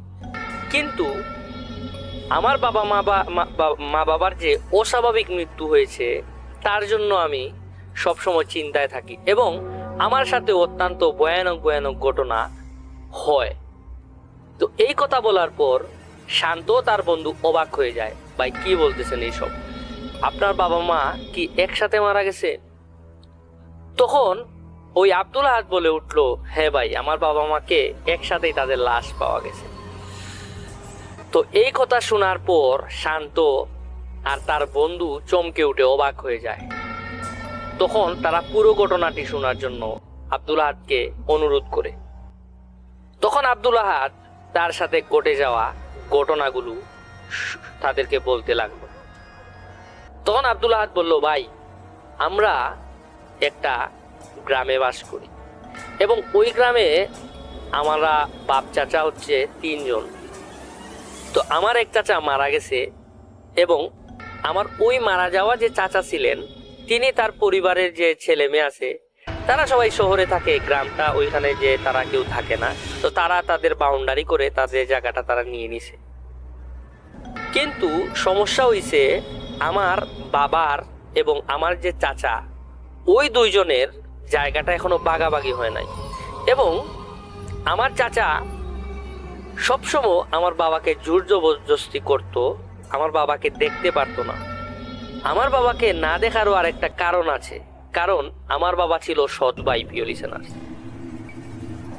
লিসেনার্স, যখন আব্দুল আহাদ বলল সৎ ভাই, তখন শান্ত এবং তার বন্ধু বলল যে ও তোমার বাবা সৎ ভাই, এই কারণে মনে হয় তারা একটু তোমাদেরকে দেখতে পারতো না। তো তখন আব্দুল আহাদ বলে, হ্যাঁ তারা আমার ওই চাচা, আমার বড় চাচা আমাকে ঠিকই দেখতে পারতো, কিন্তু ওই মেজো চাচা আমাদেরকে দেখতে পারতো না। তারা আমাদেরকে সবসময় জোর জবরদস্তি করতো আমরা যেন এখানে এই জায়গাগুলো ফেলে আমরা চলে যাই। তো আমার ওই মেজো চাচার সম্পত্তির অনেক লোভ ছিল এবং সে ওই জায়গার লোভে সে সব সময় আমাদের সাথে বিভিন্নভাবে খারাপ আচরণ করত, ঝগড়া করত, আমরা যেন এই জায়গাটি ছেড়ে দূরে কোথাও চলে যাই।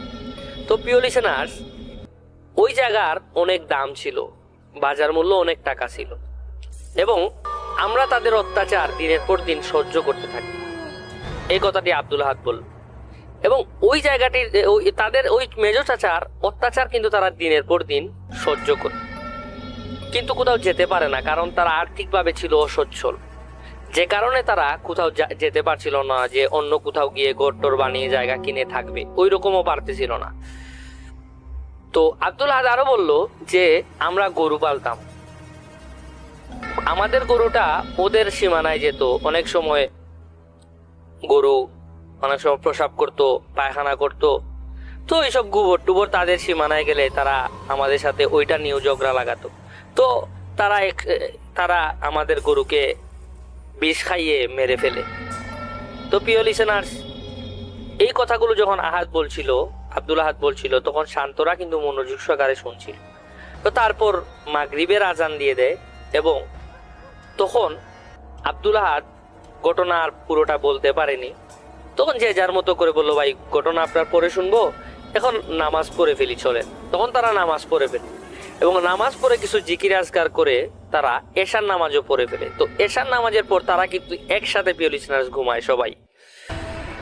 তো সবাই একসাথে সুন্দরভাবে ওই যে মসজিদে যখন তারা ঘুমায়, তো তারা একসাথে ঘুমালো, শান্তর বন্ধু এবং ওই আব্দুল আহাদ তারা একসাথে ঘুমালো এবং রাতে তাদের বাকি ঘটনাটুকু বলতে লাগলো। যখন গরুটাকে বিষ খাইয়ে মেরে ফেললো তখন আমার বাবা তাদেরকে, আমার মেজো চাচাকে কোনো কিছু বলে নাই, কারণ মেজো চাচা ছিল অনেক রাগী মানুষ, যে অন্য কোনো ক্ষতি কি করে ফেলে বা আমাকে কি কিছু করে ফেলে, তাই আর সে কোনো কিছু বলে নাই, আল্লাহর কাছে রেখে দিল, আল্লাহর কাছে বিচার দিছে, শেষ, এতটুকু। তো এখানে যদি আমার মেজো চাচার অত্যাচার বন্ধ হতো তাহলেও ভালো ছিল, কিন্তু তার অত্যাচার থামলো না। এরপর আমাদের প্রায়ই তারা টাকার অফার করতো, যে তোমাদের এত টাকা দিচ্ছি, তোমরা চলে যাও। আমার বাবা কিছুতেই রাজি হয় নাই অন্য জায়গায় যাওয়ার জন্য। আমার বাবা বলছেন, তা আমার বাবার সম্পত্তি, এখানে আমি যতদিন আছি আমি থাকবো, আমি কেন চলে যাব? আর আমার টাকা পয়সা তো আমি কখনো চাইনি, বা আমি কি তোমাকে বলছি যে আমার জায়গা বিক্রি করব? তো প্রিয় লিসেনার্স, এই কথা বলার পর তার চাচা আরো রাগান্বিত হয়ে যায়, বলছে তোদের আমি দেখে নিব। প্রিয় লিসেনার্স, এই কথা বলার পর প্রায় 1-2 মাস ভালোই চলছিল। আমার ওই চাচা কোনো ধরনের কথাবার্তা বলছিল না, কোনো ধরনের ঝগড়াঝাটিও করতেছিল না, কিন্তু হঠাৎ একটি দুর্ঘটনা ঘটে। ঘটনাটি এমন, আব্দুল আহাদ বলল আর কি, যে একদিন আমাদের টিনের চালে অনেক শব্দ হতে লাগলো, পাথরের শব্দ, এবং রাতে যেন কে এসে ডাকে আমার বাবা মাকে। তখন আমি অনেক ভয় পাই, তখন আমি ছোট ছিলাম, আমি অনেক ভয় পাই। তো প্রিয় লিসেনার্স, এই কথা যখন আব্দুল আহাদ বলল, শান্ত কিন্তু মনোযোগ দিয়ে শুনতেছিল সব ঘটনাগুলো। তখন আব্দুল আহাদ আরো বললো যে আমার বাবা মাকে ডাকতো এবং আমার বাবা মা আমাকে নিয়ে ভয় পেত। তখন আমার বাবা মা সিদ্ধান্ত নেয় যে এইভাবে তো এই বাসা থাকা যায় না। তো আমার বাবা মা তাদের অত্যাচারে অতিষ্ঠ হয়ে চিন্তা করলো যে এই জায়গাটা তারা ছেড়ে অন্য কোথাও বাড়ায় থাকবে। তো এই সিদ্ধান্ত নেওয়ার পর তারা কি করলো, সপ্তাহখানেক পর তারা যাওয়ার সিদ্ধান্ত নিল। কিন্তু প্রিয় লিসেনার্স, এখন যে ঘটনাটি আপনারা শুনবেন, সেটি শোনার পর আপনারা নিজেকে ধরে রাখতে পারবেন না। তো আব্দুল আহাদ বলে উঠলো যে হঠাৎ করে একদিন কে যেন ঘরের বাইরে দরজায় টক টক শব্দ করছিল। তো আমার বাবা মা অনেক ভয় পায়। ভয় পাওয়ার পর তারা আমাকে বলে, চুপ করো, কোনো কথা বলিও না। তখন অনেক আশেপাশে অনেক জ্বর বইতে লাগলো, মনে হচ্ছিল যে আমাদের ঘরটা এই জোরে এই ঘরটা এখনই উপড়ে ফেলবে। এই কথা বলার পর আব্দুল আহাদ আরো বলল যে সেদিন আমার বাবা মা আমাকে নিয়ে ঘুমিয়েছিল। তো আমার যখন প্রিয় লিসেনার্স ঘুম ভাঙলো, তখন আমি আমার বাবা মাকে কাউকেই বিছানায় দেখতে পেলাম না। তো এই কথা বলার পর আব্দুল আহাদ যখন এই কথা বললো, তখন শান্ত আর শান্তর বন্ধু বলল, তোমার বাবা মা কোথায় গেছিল ওই দিন তাহলে? তখন আব্দুল আহাদ বলল যে আমি আমার বাবা মাকে বিছানায় যখন না পাই, তখন আমি বেরিয়ে পড়ি, বাইরে বের হয়ে আমি দেখি চিৎকার চেঁচামেচির শব্দ, চারদিকে মানুষ জড়ো হয়েছে। তখন আমি গিয়ে দেখি যে আমার বাবা মার লাশ পুকুরের সামনে রাখা। তখন সেটা দেখে প্রিয় লিসেনার্স আমি কান্নায় ভেঙে পড়ি, এবং চারপাশের লোকজন বলা বলি করছিল যে আমার বাবা মার লাশ ওই পুকুরে নাকি ভাসছিল। তো এটা দেখার পর প্রিয় লিসেনার্স আমি কান্নায় ভেঙে পড়ি। তখন কিন্তু আমি খুব একটা বয়সও ছিল না, 3 মাস আগের ঘটনা, আর আমি তো এখনো ছোট, আমি কি করব তখন কোনো কিছু বুঝতে পারতেছিলাম। শান্তকে যখন এই কথাটা বললো, তখন শান্ত লক্ষ্য করলো যে আব্দুল আহাদের চোখ দিয়ে ডল ডল করে পানি পড়ছে। তখন আব্দুল আহাদ আরো বললো যে আমি আমার বাবা মাকে শেষবারের মতো দেখি এবং তাদের দাফন কাফনের ব্যবস্থা করি গ্রামের কয়েকজন লোক নিয়ে, এবং তাদেরকে কবর দিই। তো আর কোনো সমস্যা হচ্ছিল না। যখন কোনো সমস্যা না হয়, তখন আমি চিন্তা করতে লাগলাম যে আমার বাবা মা কিভাবে মারা গেল। তখন আমার সন্দেহ হয় যে আমার ওই চাচা আমার বাবা মাকে কোনো না কোনোভাবে হত্যা করছে। তো এইরকম কোনো প্রমাণও আমি পাইনি, যার ফলে আমি আমার চাচাকে পুলিশ দিয়ে ধরিয়ে দিব বা কোনো একটা ব্যবস্থা নিব। আর আমার চাচাও ছিলেন অনেক টাকাওয়ালা, তো টাকাওয়ালা থাকার ফলে তার কিন্তু অনেক পাওয়ার ছিল, ক্ষমতা ছিল। আমি একা কিছু করতে পারবো না, আমি তাই থেমে যাই, চুপ হয়ে থাকি। এই কথা বলার পর শান্ত বলল, এই ঘটনায় তুমি, তাই তো বলি তুমি এত চুপ হয়ে কেন থাকো। তখন আব্দুল আহাদ আরো বলল যে এরপর যা ঘটনাটা শুনবে এটা শুনে আরো অবাক হবে। তখন শান্ত বলল, আচ্ছা ঠিক আছে, কি ঘটনা আমাকে বলো। তখন আব্দুল আহাদ বলল যে আমার বাবা মা মারা যাওয়ার প্রায় 1 মাস পর আমার সাথেও সেই একই ঘটনা ঘটতে লাগলো। রাতে কারা যেন আমার টিনের চালে পাথরের শব্দ পেতাম এবং ভয়ঙ্কর আওয়াজ পেতাম যে কেউ আমাকে ডাকছে, আহাদ আহাদ বাইরে আসো। তখন আমি অনেক ভয় পেতাম এই ভেবে যে যদি দরজা খুলি তাহলে তো ওরা আমাকে মেরে ফেলবে। আমি ভয়ে আল্লাহ আল্লাহ করতাম, কুরআন শরীফ বুকে জড়িয়ে আমি ঘুমিয়ে পড়তাম। তো অনেক সময় কুরআন শরীফ বুকে নেওয়ার সাথে সাথে অনেক সময় ওই চিৎকারগুলো বা আওয়াজগুলো বন্ধ হয়ে যেত, কিন্তু আবার পরের দিন আবার শুরু হয়ে যেত। আবার আমি যখন দোয়া দুরুদ পড়তাম তখন আবার কিছুটা শান্ত হতো। তো আমি আরেকদিন লক্ষ্য করলাম যে আমার বাবা মা আমাকে ডাকছে যে আহাদ দরজা খুলো, আমরা আসছি। তো এই কথা শুনে আমি দরজা খুলে যাচ্ছিলাম, কিন্তু আবার আমার মনে হলো যে আমার বাবা মা তো পৃথিবীতে বেঁচে নেই, তাহলে আমাকে কারা ডাকছে। তো এই কথা ভেবে আবার আমি থমকে গিয়ে আমি চিৎকার করে কাঁদতে থাকি, একা একটি করে আমি কাঁদতে থাকি আর দোয়া দুরুদ পড়তে থাকি। ওই দিনটা আমার অনেক কষ্টে যায়। তারপর সকালবেলা উঠে আমি মসজিদের ইমাম সাহেবের সাথে কথা বলি। মসজিদের ইমাম সাহেবের সাথে আমি আমার সাথে ঘটে যাওয়া প্রত্যেকটা ঘটনা যখন শেয়ার করি, তখন মসজিদের ইমাম সাহেব আমার সাথে আসেন আমাদের বাসায়। এসে তিনি ঘরটি চারিদিকে দেখেন এবং বাড়ির আশপাশটা একটু লক্ষ্য করার পর তিনি দোয়া দুরুদ পড়তে থাকেন এবং আমাকে বলেন, তুমি আজকে রাত্রে এখানে থেকো না, আমি এই জিনিসটা খবর নিচ্ছি যে কিসের জন্য তোমার সাথে এই ঘটনাটি ঘটতেছে। তো ওই রাতে আমি ইমাম সাহেবের সাথে মসজিদের কোয়ার্টারে থাকি।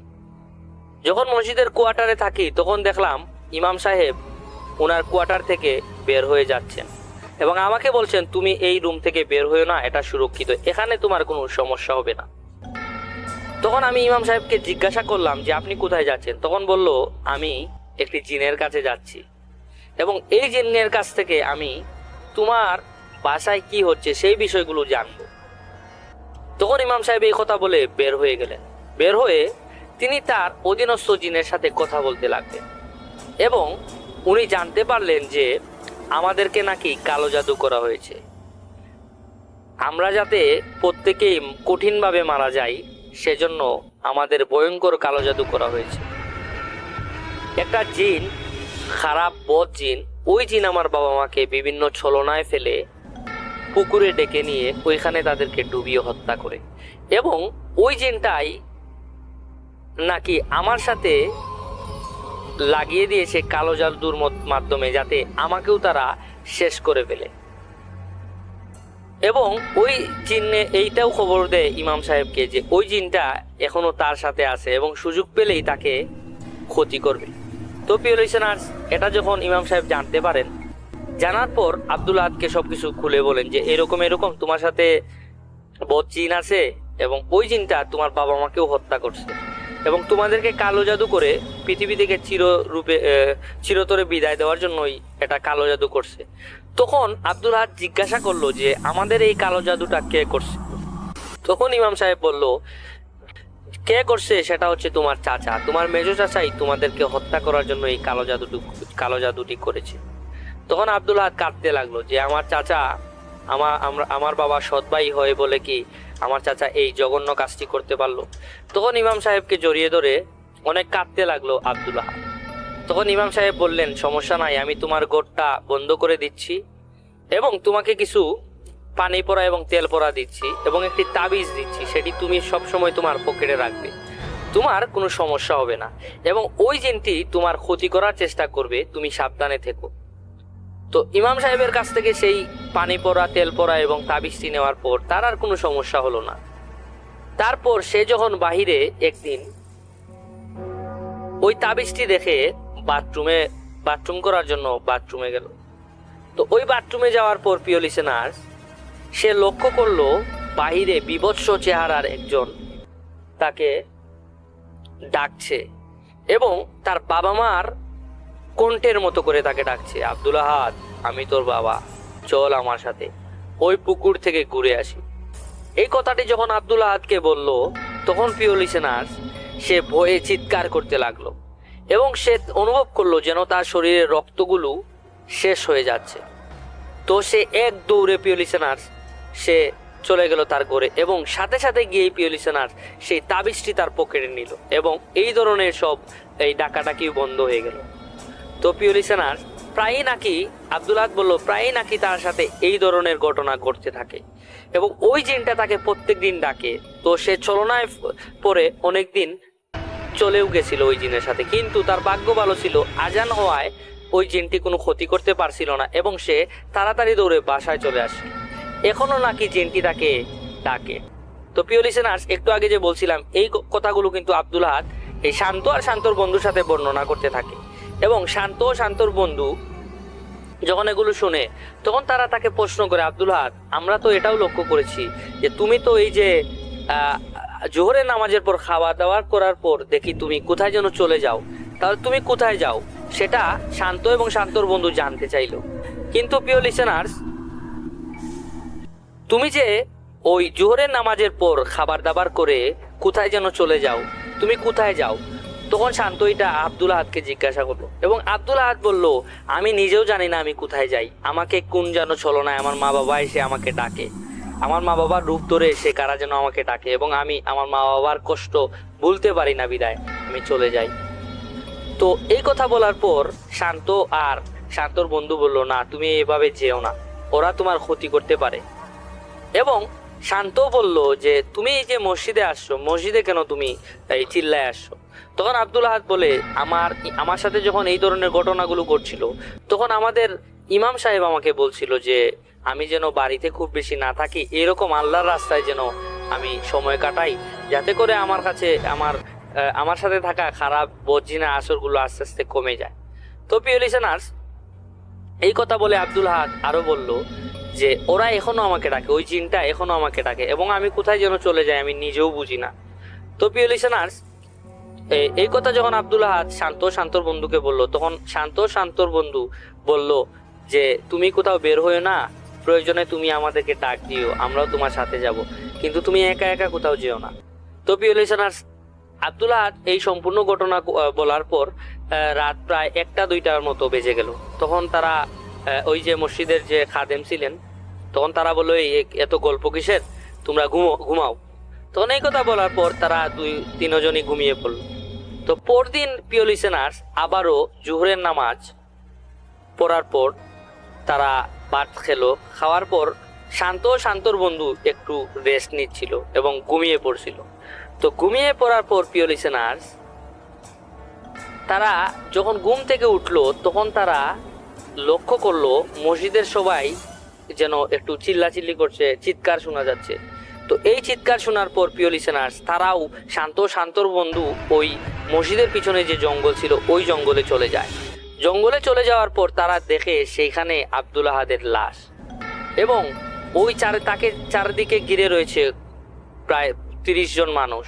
তো তারা সবাই বলাবলি করছিল এখানে লাশটা কিভাবে আসলো এবং আব্দুল আহাদ কিভাবে মারা গেল।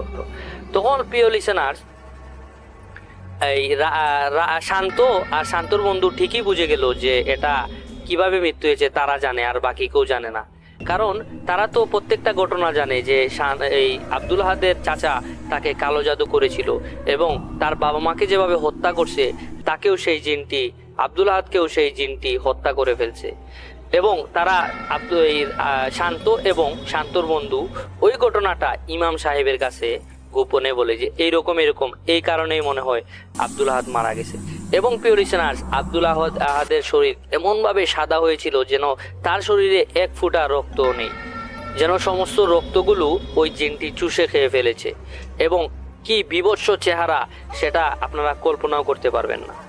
তো এই কথা বলে প্রিয় লিসেনার্স এই শান্ত আমাদের সাথে ঘটনাটি শেয়ার করেন এবং শান্ত বলেন যে এই ঘটনাটি সে শেয়ার করার উদ্দেশ্য হচ্ছে যে কালো জাদুর যে ভয়ানক পরিণতি, এই পরিণতিটা যেন সবাই জানে, সেই জন্যই সে এই ঘটনাটি সকলের সাথে শেয়ার করেছে। প্রিয় লিসেনার্স, ঘটনাগুলো আপনাদের কাছে কেমন লেগেছে? যদি ভালো লেগে থাকে তাহলে লাইক দিন, কমেন্ট করেন এবং শেয়ার করেন। আর এইরকম নিত্য নতুন ভৌতিক এপিসোড পেতে চাইলে আমাদের চ্যানেলটি সাবস্ক্রাইব করে পাশে থাকুন। তো আপনারা যদি চান আপনাদের জীবনে ঘটে যাওয়া বা আপনাদের কোনো আত্মীয় স্বজনের জীবনে ঘটে যাওয়া ভৌতিক ঘটনা আমাদের সাথে শেয়ার করতে পারেন। আমাদের ডেসক্রিপশন বক্সে মেইল দিয়ে দিচ্ছি এবং হোয়াটসঅ্যাপ নাম্বার দিয়ে দিচ্ছি। আপনারা মেইলে বা হোয়াটসঅ্যাপে আপনারা আপনাদের ঘটনাগুলো সেন্ড করতে পারেন। তো বিদায় নিচ্ছি আজকের মতো। দেখা হবে সামনের কোনো এপিসোডে। সবাই ভালো থাকবেন, সুস্থ থাকবেন। আসসালামু আলাইকুম।